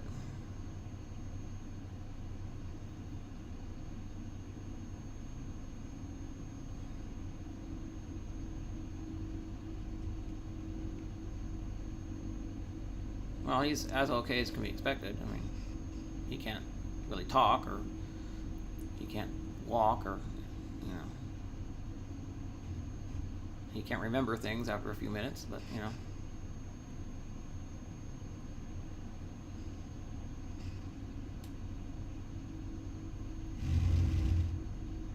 Okay.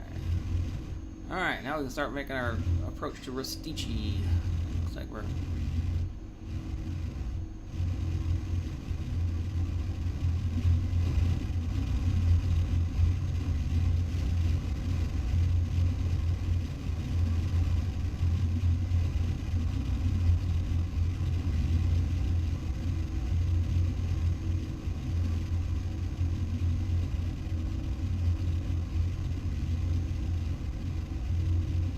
Gotta nose up a bit here because I'm still being pulled down by the planet. Trying to keep that marker on the station pretty well.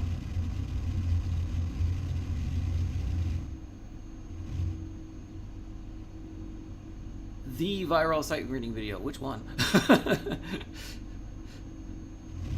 are quite a few. I just noticed that the video of him playing Nyan Cat has like 3.5 million views. That's at least my video. Then I had somebody repost it on the Japanese site Nico Nico, and it has a further 1.2 million there. And then Nico Nico's official YouTube channel posted some popular videos from there, including that video. In fact, it was the first one they posted, and that on YouTube now has gotten 1.8 million views, something like that. So all in all, the video has like 6.5 million views or something like that.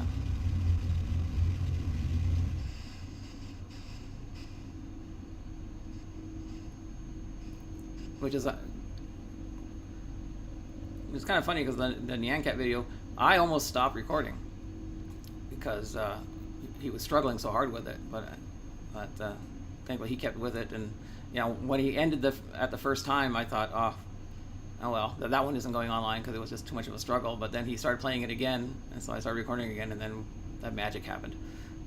He just got in the groove of it. Oh yes, outside of the United States, most of my subscribers are in Japan. This is why on some of my videos I will speak Japanese a bit.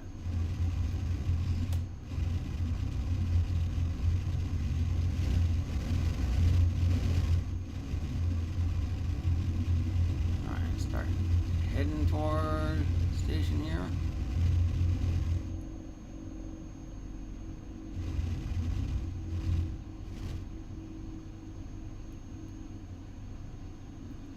Alright. I'll just use my retro thrusters to slow down here rather than turning around. Should be good.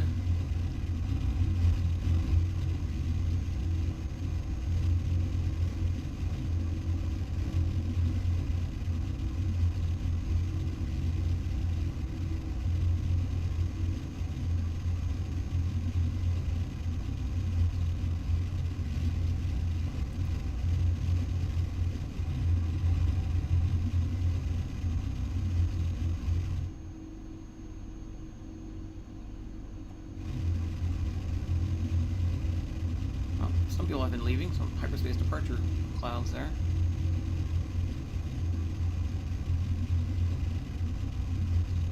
Alright, start to see the station here.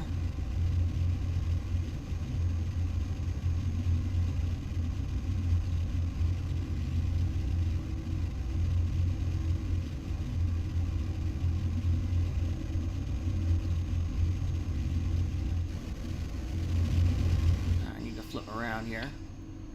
Do a little bit of retro burn.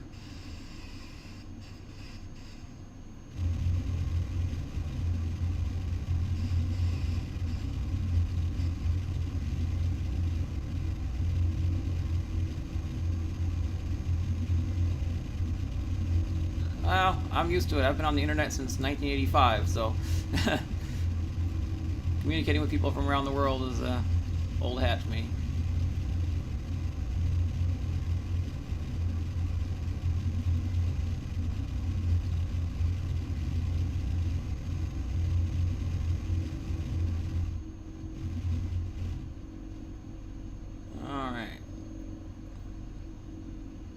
Go ahead and flip back over. Oh, you can see the planet there a little bit. We just left.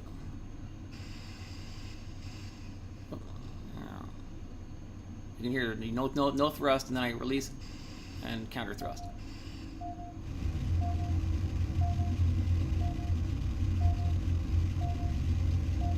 Actually, I do need to fire away from the station a little bit here. I'm going a little too fast. Let's slow it down.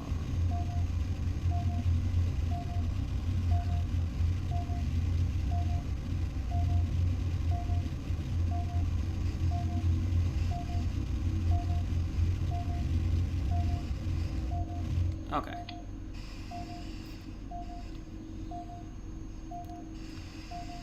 Now we just gotta adjust our trajectory and get into the darn thing. Let's go ahead and request docking. Alright,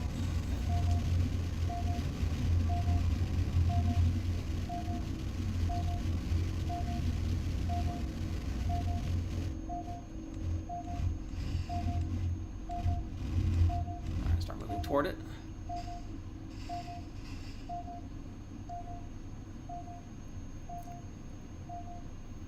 You sound like an old man. I just said I'm on the internet since 1985 or 86, somewhere around there. Definitely 86.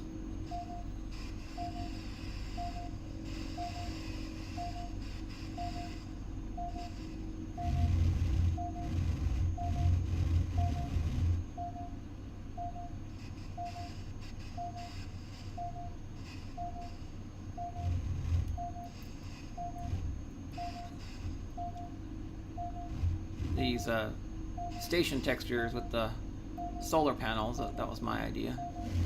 That was added to the game. I made those.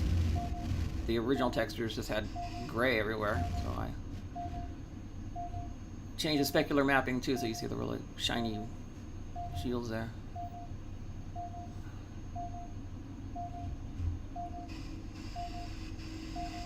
Well, then you're a youngster.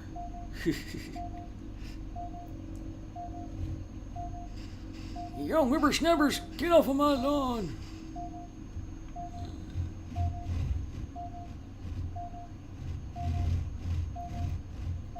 As I mentioned before, unfortunately, the space station docking currently is automatic. The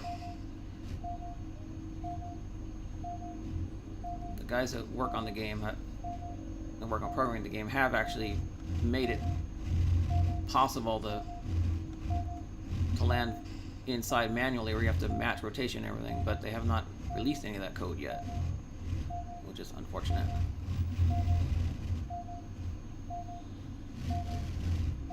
So all I gotta do is fly in the hole, basically.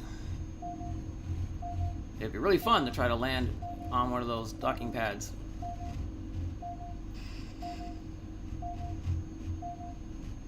There we go. See, now it just grabs the ship and put you down automatically. But it'd be really fun to have to land there. You know, there's a couple molas there. Or mola ram sayis.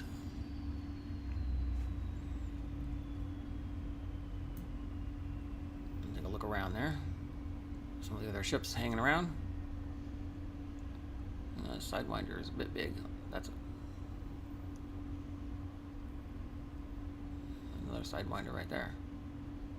Oh, is that a lantern? Whoop, I moved my head. I added the lantern to the game. I haven't seen one in the wild yet. That might be a lantern. No, I don't know. I don't recall them having the blue light in the back. Anyway, yeah, I added some extra ships to the game.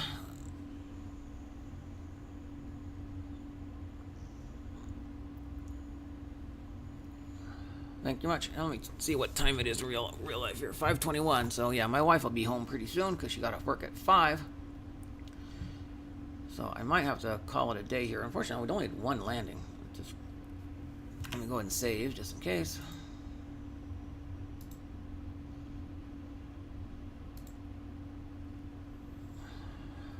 See you later, Eric. And I do play this on Twitch more often than I do on YouTube. So But it needs some YouTube love because there aren't really many gameplay videos on YouTube of people who actually know how to play it. Or who fly manually. The only person who flies manually besides me is WKFO. He uses a mouse and keyboard. I don't know how he can control it that way, but he does. Let's see. Require confidential passage of an anonymous VIP to the Karangorn system. Ooh, that sounds like a good one. Paying $1,600. Team the black market. Will I be in any danger? You might get some interest from the press. How many of you? Only you. I'm a well-known dream star. Okay. You must be there before 23rd of September, 3222. Plenty of time. So, where was that? Where is this Karangorn system?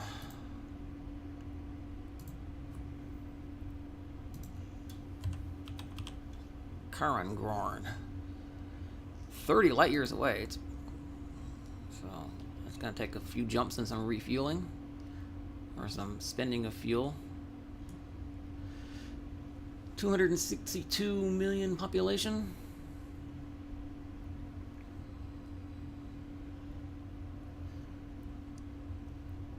What does it look like? Karangorn. Oh, why? It's got a triple system there. It's got a Class M star, a white dwarf, and a brown dwarf. I don't see any stations. Oh, there we go. There's a station on a little rock there. 0.09 G, so yeah, hardly anything. That should be pretty easy to land on.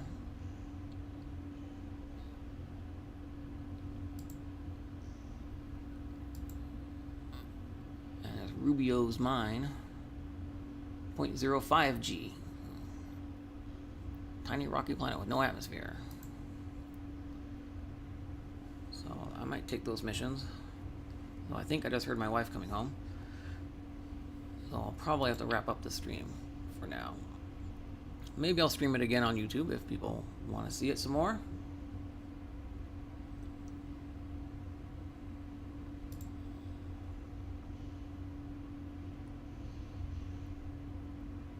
Maybe that wasn't my wife. Maybe that was just some of the station noise I'm hearing over my speakers.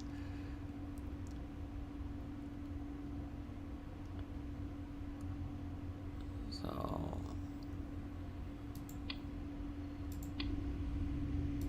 let's go to the comms. Go ahead and... Yeah, I changed some of the text in the game too, so stuff that makes sense. Fill tank makes more sense than refuel full. I'm going to need a lot of hyperspace fuel. And what do we have commodity market here? Actually, equipment market. I'd like to get a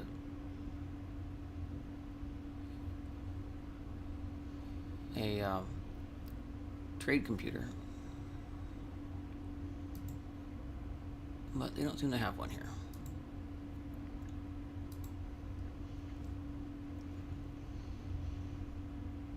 Autopilot. No. Got rid of the autopilot. So let's see. What does this place, Karangorn, what do they import? Let's see. They import carbon ore, computers, industrial machinery, metal alloys, mining machinery, plastics, and robots. And the place I'm in now,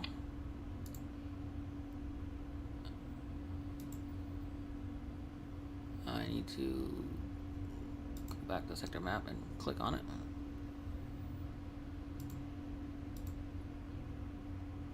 Let's see. They export. Having a trade computer, you be able to see what differences there are here.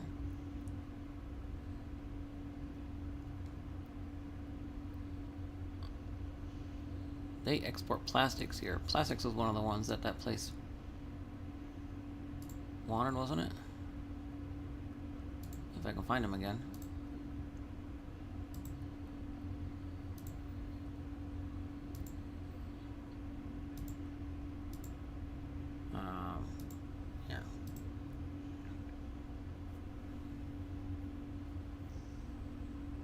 They import plastics. Oh, these guys also import plastics, so I need export.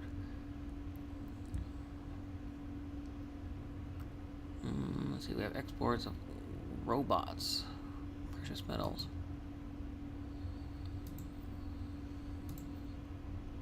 Robots, they import robots. Alright, I'll grab some robots along the way. Bulletin board.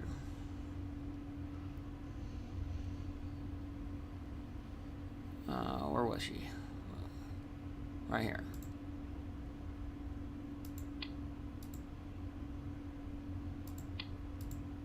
Alright, and while I'm here, I'll buy as many robots as I can afford.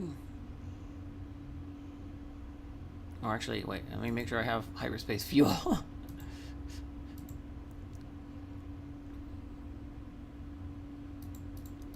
Actually, I'm gonna need all the hyperspace fuel I can get, so I don't think I can take the robots. Let's just load it up. I can't carry any robots then, unfortunately. It's like, no, I can't buy any. Alrighty. Okay, Guido Albano. Alright, so if we're going to Karangorn. First of all, yeah, which star in Karangorn do we want to go to? We want to go to Karangorn B or C.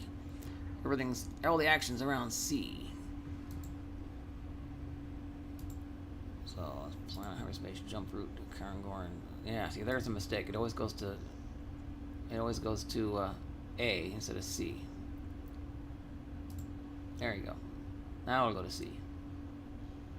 Otherwise, it's a long trip because you can't do a hyperspace jump from within a system.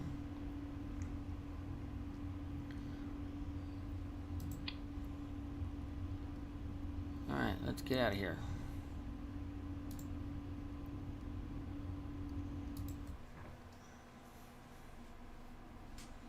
We'll do one more trip. My wife should be home by the time we get there. And she said she's going to be stopping somewhere to get dinner on the way home from work, so we will eat as we leave the station. And we hyperspace the heck out of here. Oh, yeah. Landing gear. Sorry. Okay. Now we can hyperspace out of here.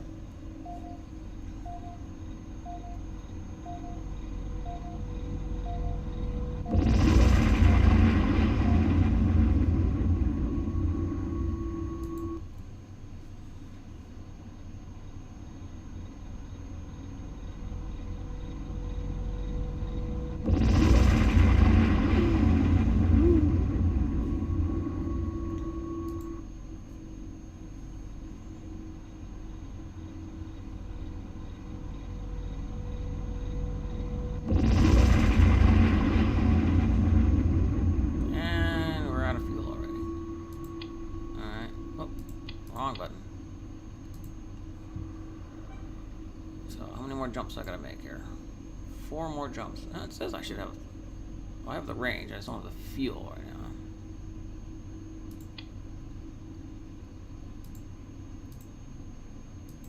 now. Fuel. Got hyperspace fuel? What you talking about? Yeah, load it up.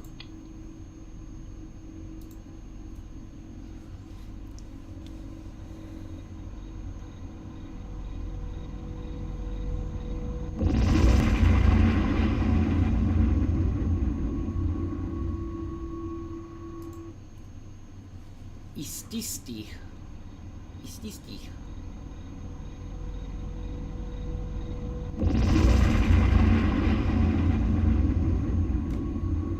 How many more jumps we got?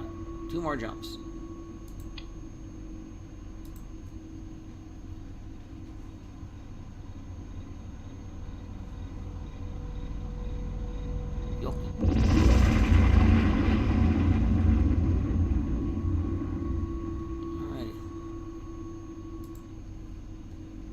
we go.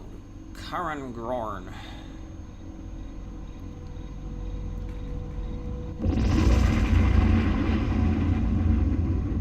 Alright, she didn't specify that she wants to go to any particular place in Karen Grorn. She just wants to go to the system. Yeah. So, Eugenie Lecomte. You might get some interest from the press. Just ignore them. Hopefully the press doesn't try to shoot us down. Or shoot us out of space. Alright, so Olivier's Folly.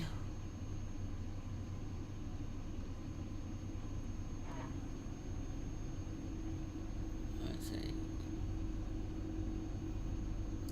Let's center on that. Well, that's A. We're going to Karen Gorn's C. There we are. This is where we are.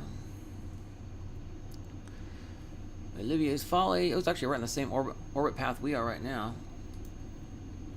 Well, kind of. We're like opposite direction, but let's head to Olivier's Folly, I guess. There are 4 places to land there. There's only 1 port on Rubio's mind. So, Kikuchi Pad. How about that? We'll go to Kikuchi Pad. For now, we're just gonna head to Olivier's Folly, and then we'll figure out the rest from there. Alright, where are we going? Ooh, there's the brown dwarf that we're around. And so it's on... we're that way.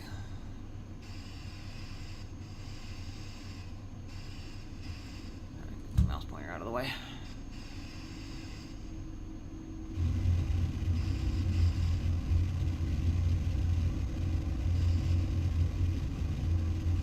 Good enough. I'm not gonna get too hot.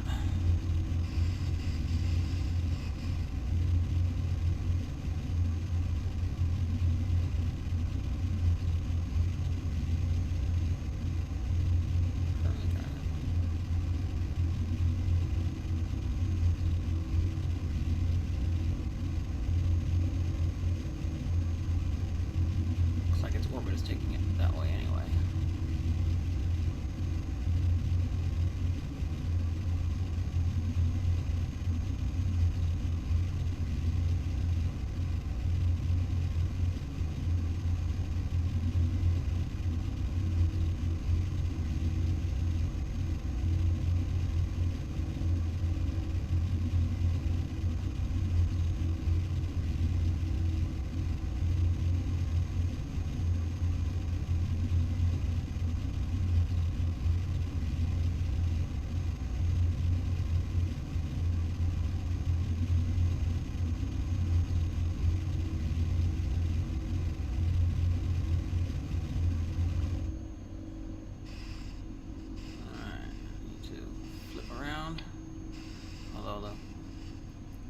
Marker is still way off from where I want to go. That's the white marker. That's in relation to the star. Where's the yellow marker?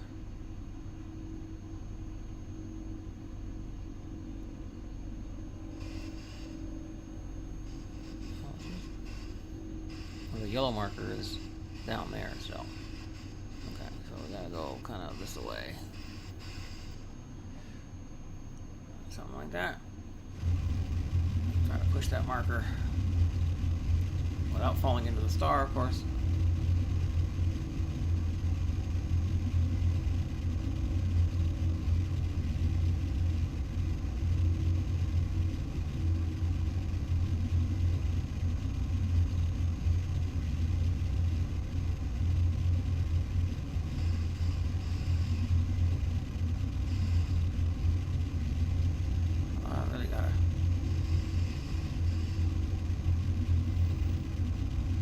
Hey, your fave ragtime guy? How you doing?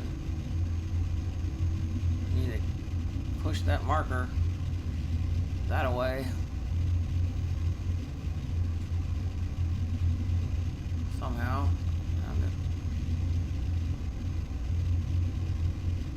And it's not wanting to go.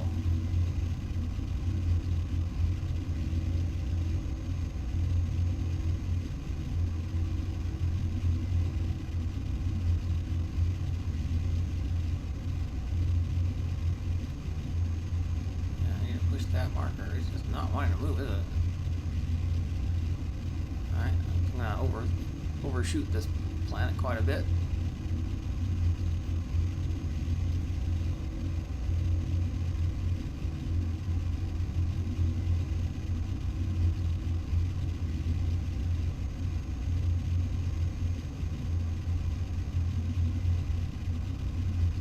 Might be a pretty fast-moving planet.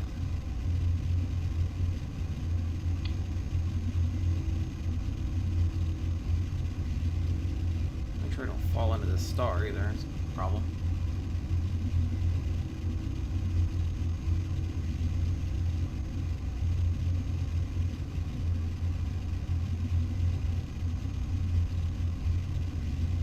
I'm falling toward it quite considerably.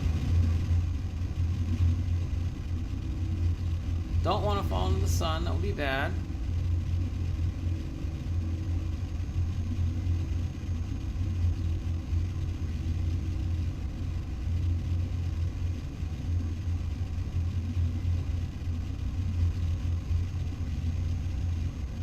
Still gotta get my prograde marker.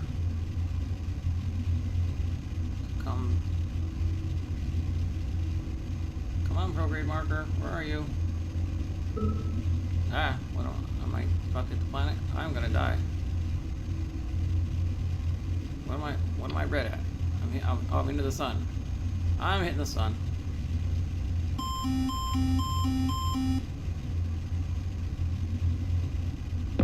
Boom! Oh well. Yeah.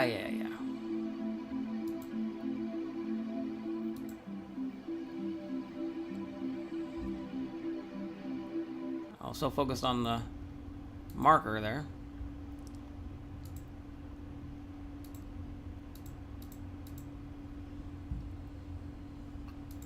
Let's try that again. 2 crashes in one stream. That's pretty bad. And now being loading a game, I'm gonna play that sound which you shouldn't play. Alright. Karangorn. Try this again. Oh, she looks different now. That was interesting. Loading the save game, she ended up changing her appearance. And we have a different station manager too. Okay. Her name's the same, Eugenie Lecomte, but now she looks different.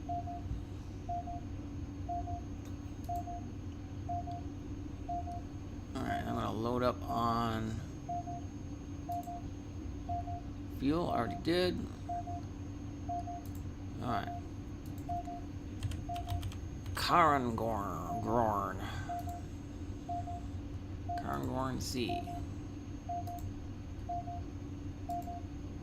C, not A. Alright, try this again.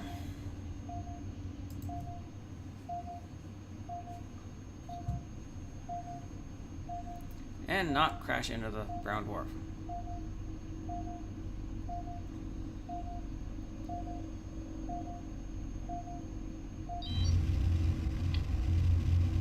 Now back.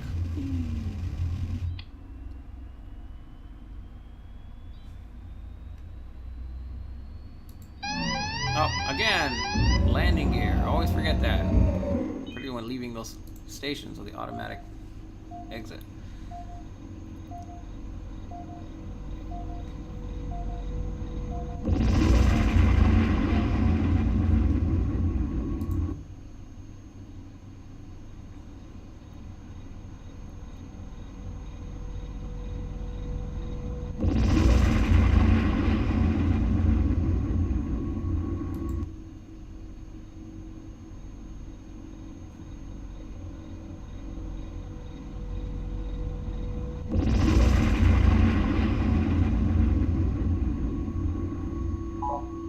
Oh, being scanned by police. I think I've been to Enku before.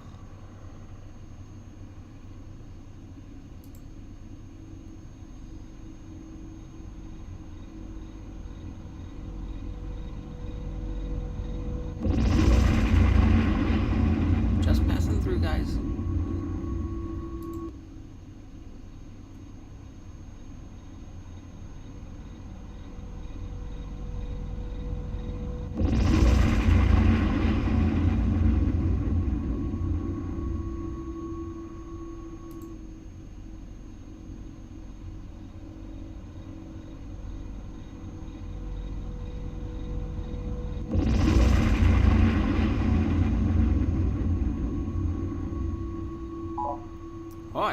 release.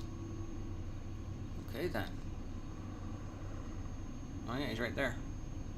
Hi there.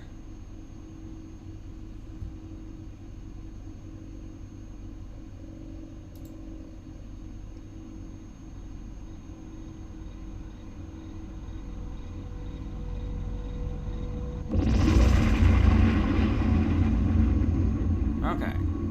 Here we are again. Cairngorm Sea. Olivier's Folly or Rubio's Mine? Let's go to Rubio's Mine. It's farther away. It's going to be easier to land than Olivier's Folly, even though it only has one station on it.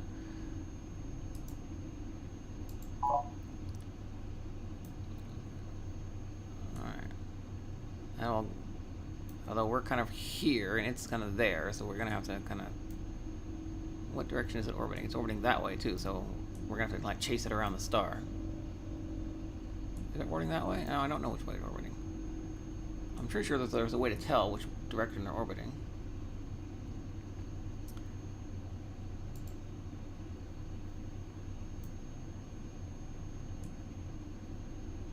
Oh, there's like orbit planner. You can go like... Oh. Yeah, it's going that way. So yeah, we will have to chase it around the star to some degree. Wow, this is a busy system. Look at all those ships on the radar. Alright, where is this place? It's that away. And there's the star. So,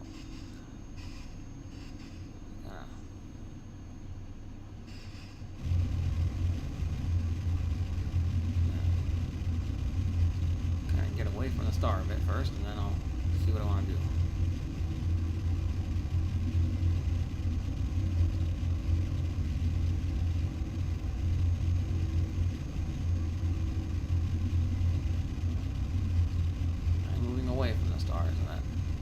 No, I'm moving toward the star. Negative value means moving toward, so. But I think I've got a good enough distance to stay away from going into it.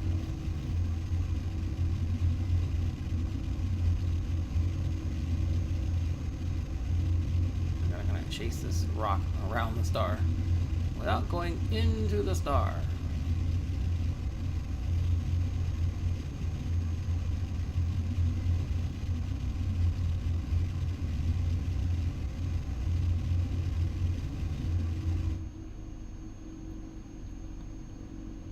Yes, of course I'm the guy who recorded Tom Breyer. Well, one of the... many people recorded Tom Breyer, but I'm one of them. Tom Breyer was a very popular person, so he was recorded by lots of people. But I gave him stuff I thought he would enjoy to sight read, so no.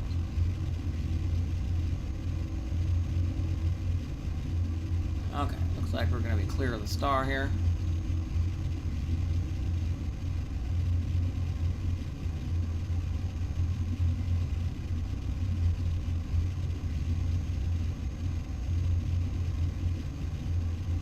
I'm still going toward it a little bit, but I think I'll be alright.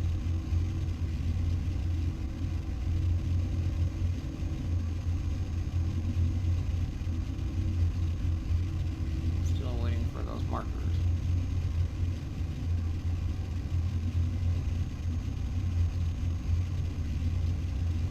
Time a bit more.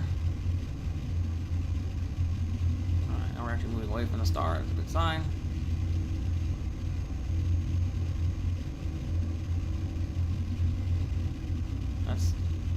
That's my prograde relative to the star. Where's my prograde relative to the target? And it's still... oh, there it is. Okay.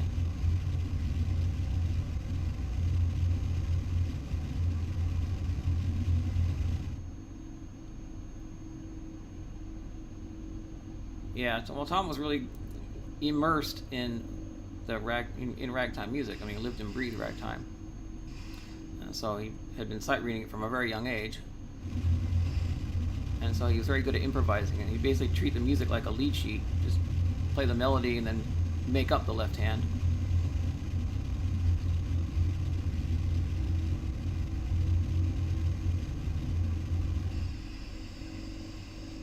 And this is where it gets crazy. I'm like thrusting toward the star in order to try to intercept. But I'm still moving away from the star, so should be good, even though I'm thrusting toward it.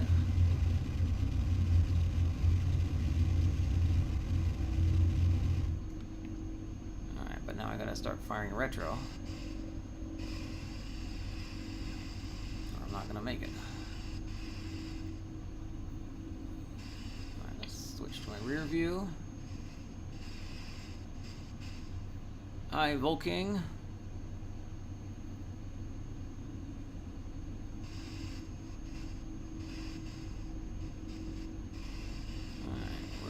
There it is. Alright, so we're going to try to push this marker by using the retro thrusters. Let's push it into our target here.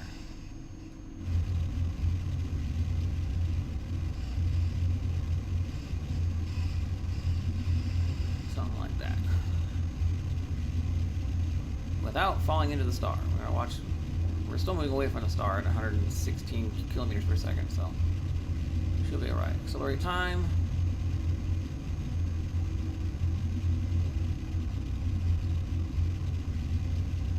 Go.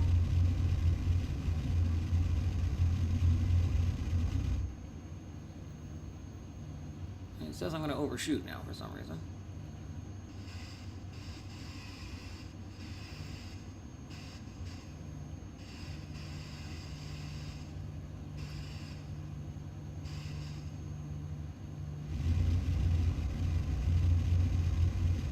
If I overshoot, I overshoot.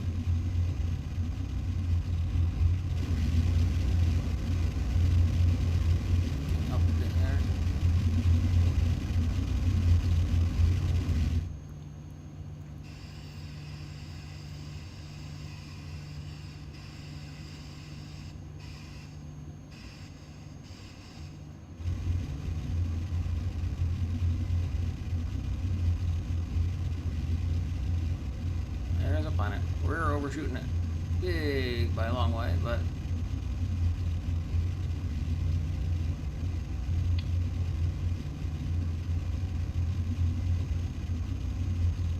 at least we didn't crash into the star. That's the most important thing.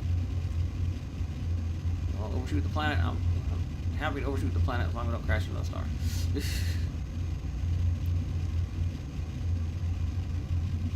Alright, here we go. Heading back toward the planet now.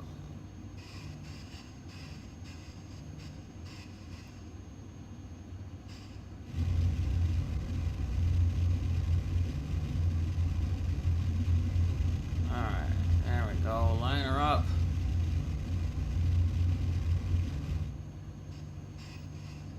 Now we can just concentrate on our Delta V. That's all we need to worry about.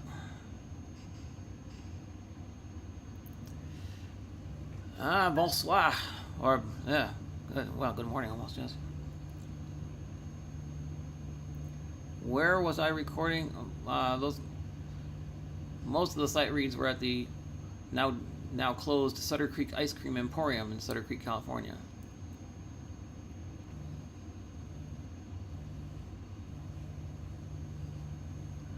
My favorite rag? I don't know.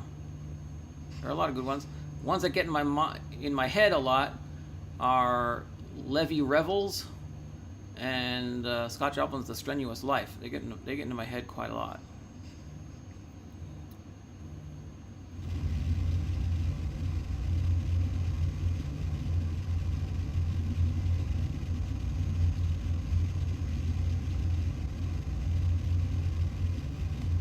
All right, just about time to retro.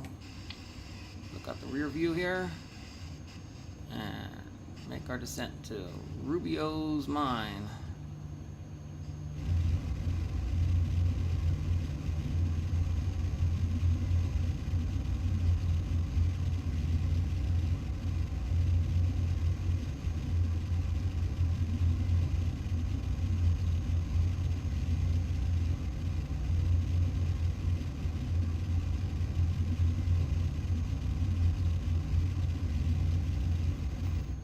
Okay. Flip back to the front view. And we're going to Sawiki Port. Alright.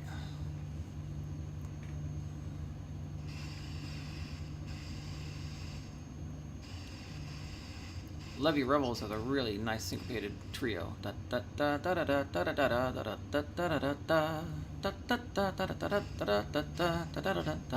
really like that melody. It's really catchy.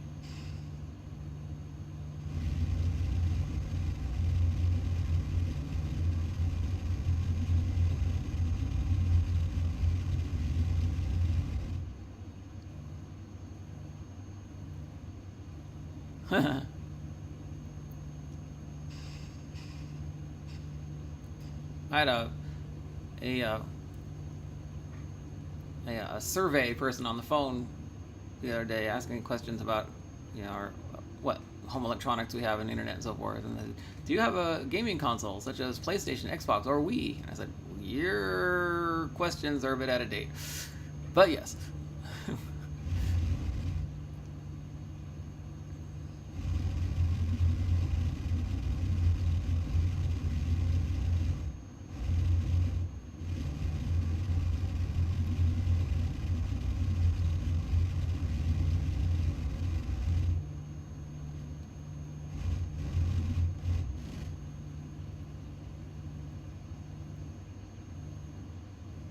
Besides PC games. Oh, my wife's on. Hiya. Okay, I'm live streaming here. Ooh, and the planet is about to go into shadow. It's looking kind of funky. So once I land on this port, this will be it for today's stream, because she brought dinner home. Yeah, and the planet goes into... It looks like it's being eclipsed by something. I wonder what... That's weird, suddenly. Anyway.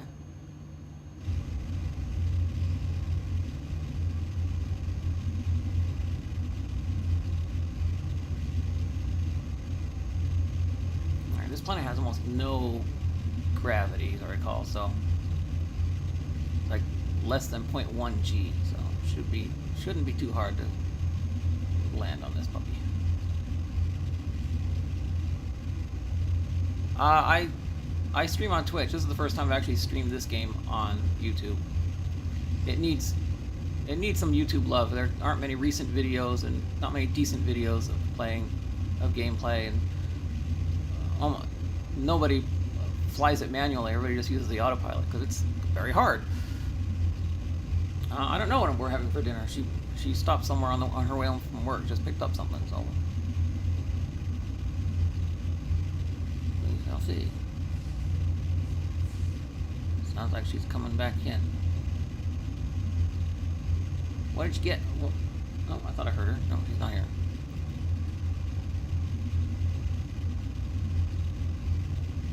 Alright, let's accelerate time a little bit here.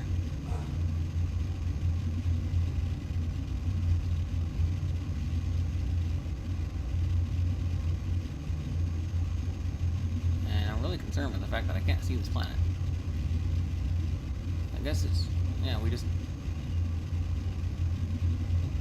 Yeah, I guess we just passed into the night side of it.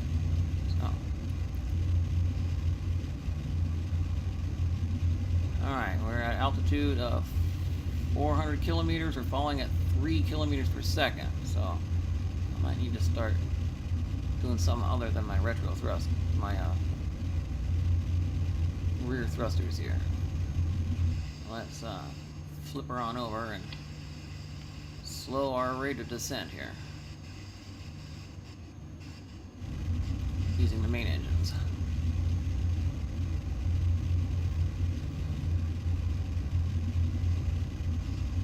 Ooh, hope I'm not going too fast here. If I am, I need to bail out of this one. I think I'll be alright. 2.5 kilometers per second, still at an altitude of 260 kilometers.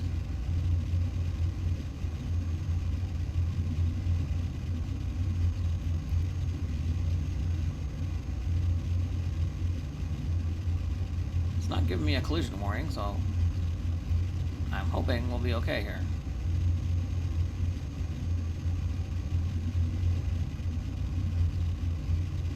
I'm going to give it some upward thrust in the other direction just to be safe here.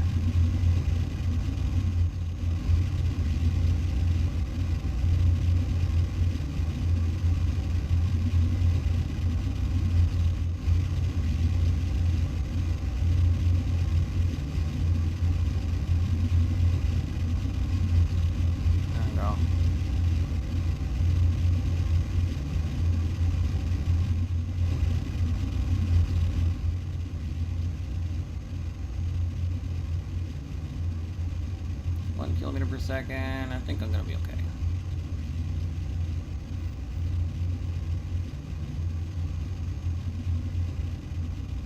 There we go. Okay.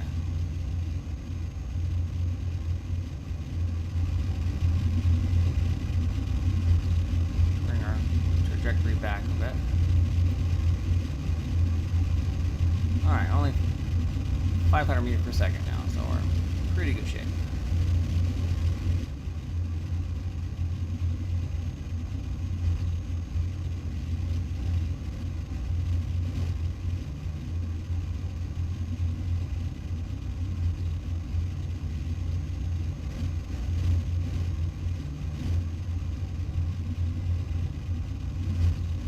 Okay, I'll flip her back over.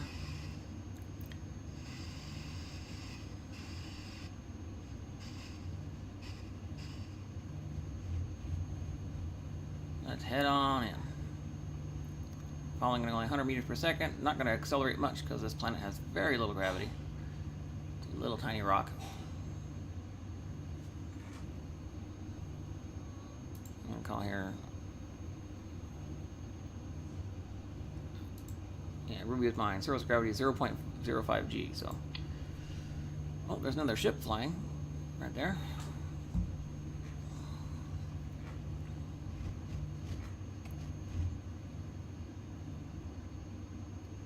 What was the job, please? Oh, the strenuous life is the one that really gets in my head. Dun dun da da da da da da da da da da da da dun dun. Good night, Vulcan. Actually, on Twitch, I've done a lot of streams of my player piano. I do a lot of live streams, a lot of hand-played Tom Breyer stuff I have. Right now, the player piano is out of commission. I need to have a technician in to replace one of the flange pins.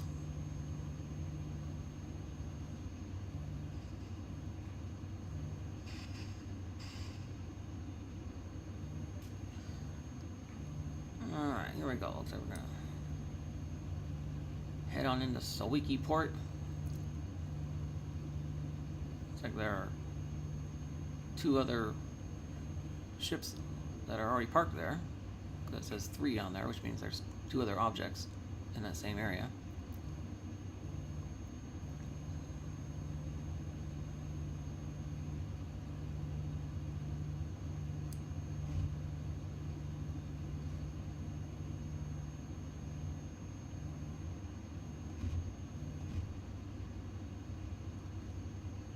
Accelerate time here. Shouldn't be too difficult. Such little gravity.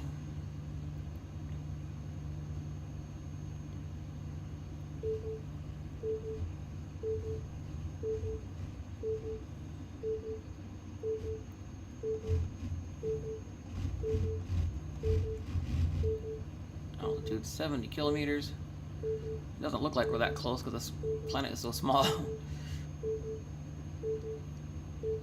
It doesn't even register as a planet in the game's graphics. It registers as an asteroid or a dwarf planet.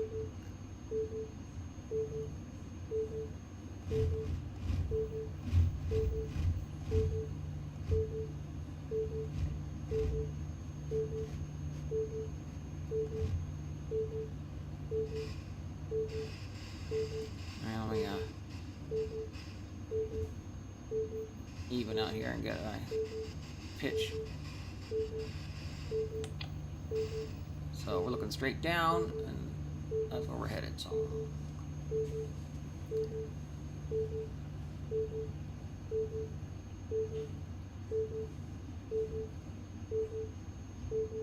53 kilometers, falling at 100 meters per second.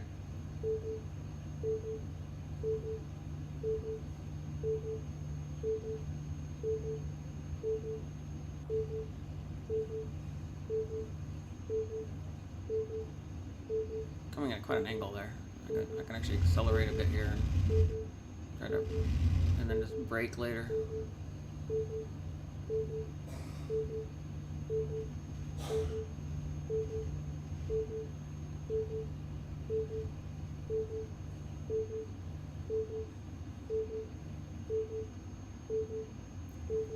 Only falling at 97 meters per second. Yeah. Just in free fall. There's so little gravity here, it's like just barely pulling me down.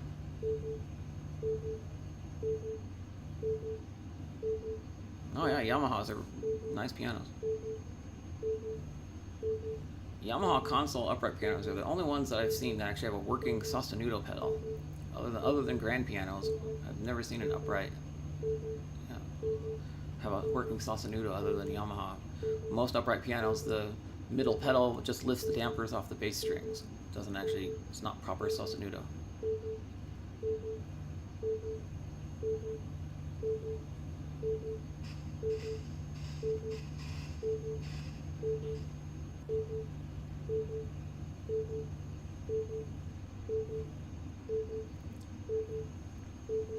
Altitude 43 kilometers, falling at 118 meters per second. Approaching the port at 183 because I'm going forward at the same time. So I'm more concerned with the ground speed.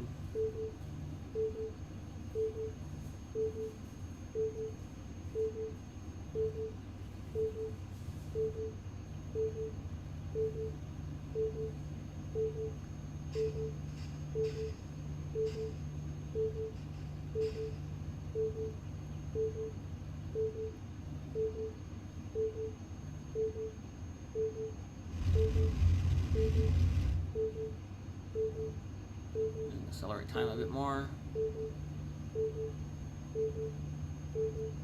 Oh, this thing's on the other side, isn't it? This station's on the other side of the darn planet. Alright.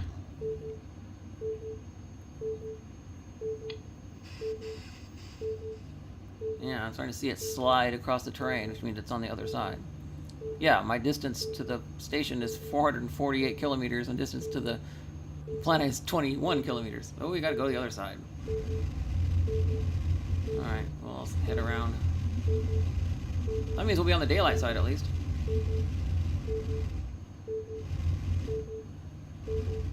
Have a good time, slippery Dowman.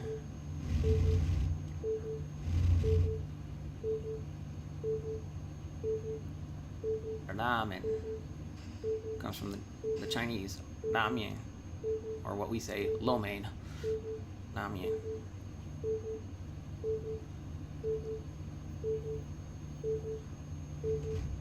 Alright, let's go ahead and let's just float around the other side of this rock, and then we'll get to that station.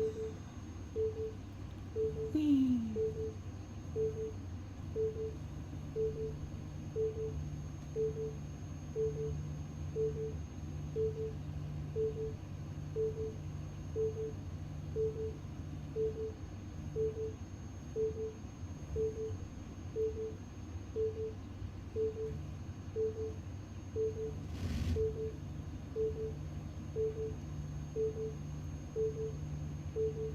Bring my nose down.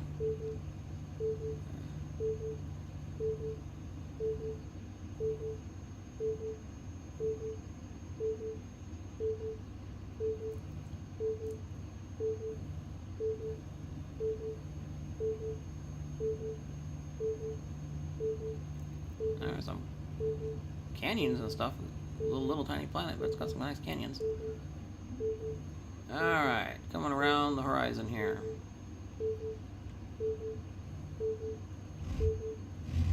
Start slowing down our forward progress. Let me get my nose even with the planet here. There we go. That was a little too much. Oh, come on. Time accelerated. Overdid it there.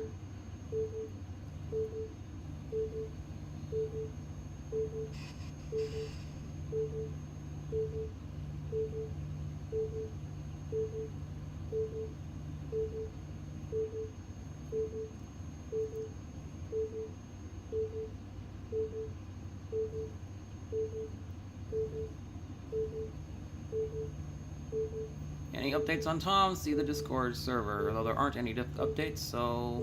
And I would not expect to see any more updates. Because there's no more real improvement that he's likely to have. Also see the Tom Breyer 50th birthday live stream that I did in October.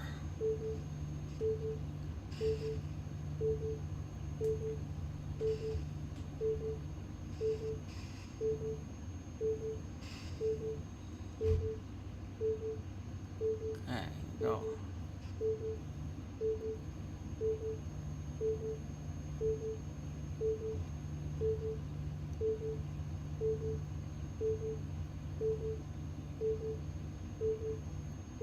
And it's not on the daylight side, it's still on the night side of the planet. The star's right there. No, for some reason it's not getting light.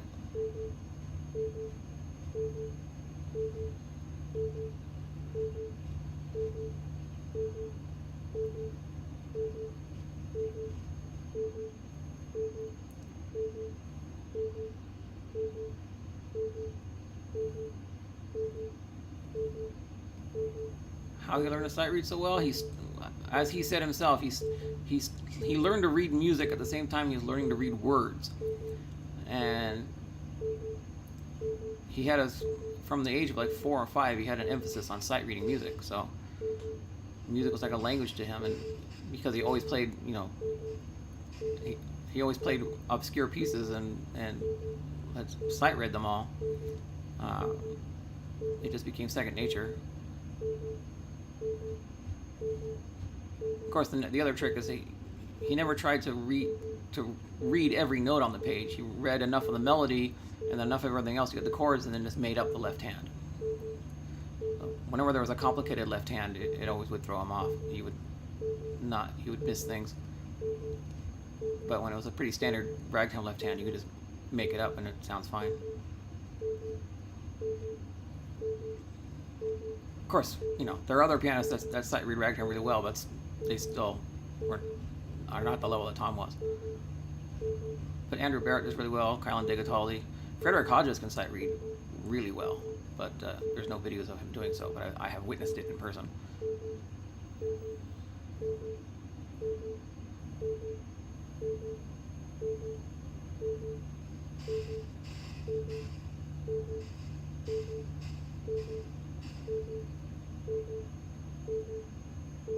Slowly falling in. 59 meters per second, 60 meters per second, 4.5 kilometers altitude.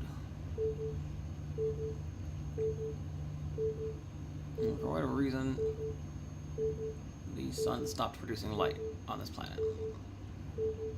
That's kind of weird. And yep, there are some other ships there. Alright. Hey guys. Dock, please. Thank you. Docking Bay 7. So this is the smaller ground station.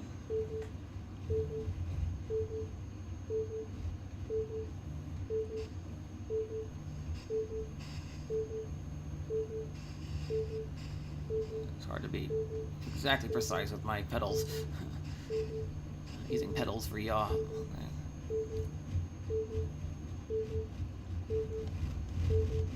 I try to slow my forward progress at the same time here.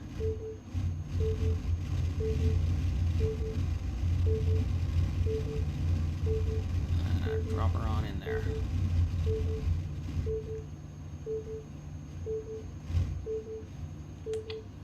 Looking straight down. This is a pretty shallow angle coming in at, isn't it?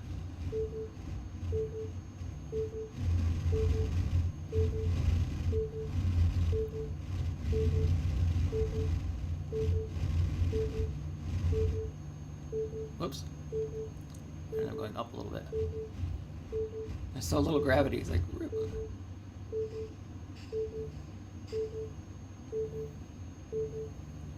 Where's my marker?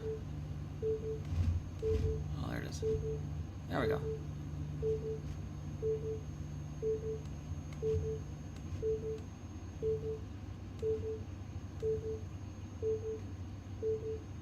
Oh, there's one other ship there and another ship right there.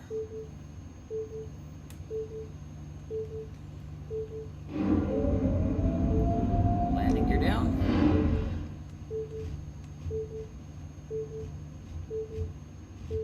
Let's get right over this pad here.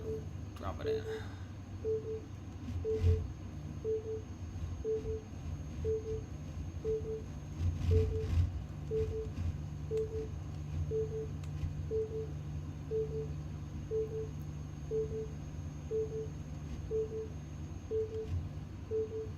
There we go. Beautiful. I can even probably use the...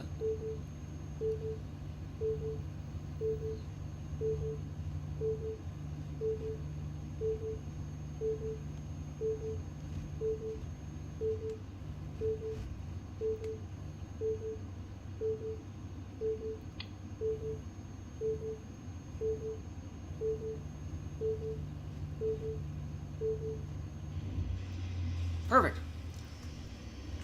Alrighty. I'll go ahead and save the game there. And it smells like Chinese food.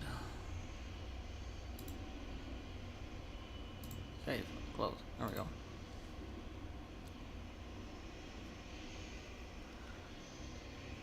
The story behind my username is explained in great detail in the Tom Breyer 50th birthday live stream. It's a bit of a long story, but I would suggest checking out that previous live stream. So that's it for today. Hopefully people enjoyed seeing Pioneer played in full manual mode with some graphical changes and a more realistic field of view. How am I advanced in sight reading? Like Tom would say, practice. just takes practice. People would ask him, there were like random people that came in the ice cream emporium and saw him sight reading. He said, how do you do that? I said, just takes practice, he says.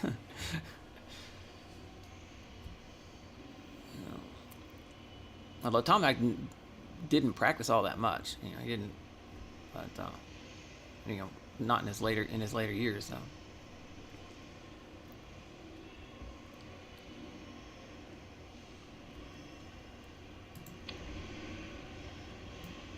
There we are. Sawiki Port. One other ship there, another ship right there.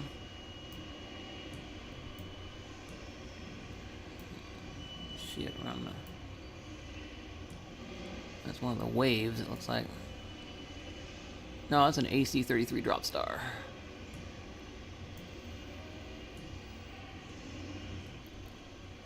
Alright, so I'll call it a day. I'll see you guys whenever. Again, I'll probably play this some more on Twitch, as well as maybe try Flight of Nova again. If you haven't tried Flight of Nova and you're into space games, definitely look into Flight of Nova. It's pretty incredible. Catch y'all later.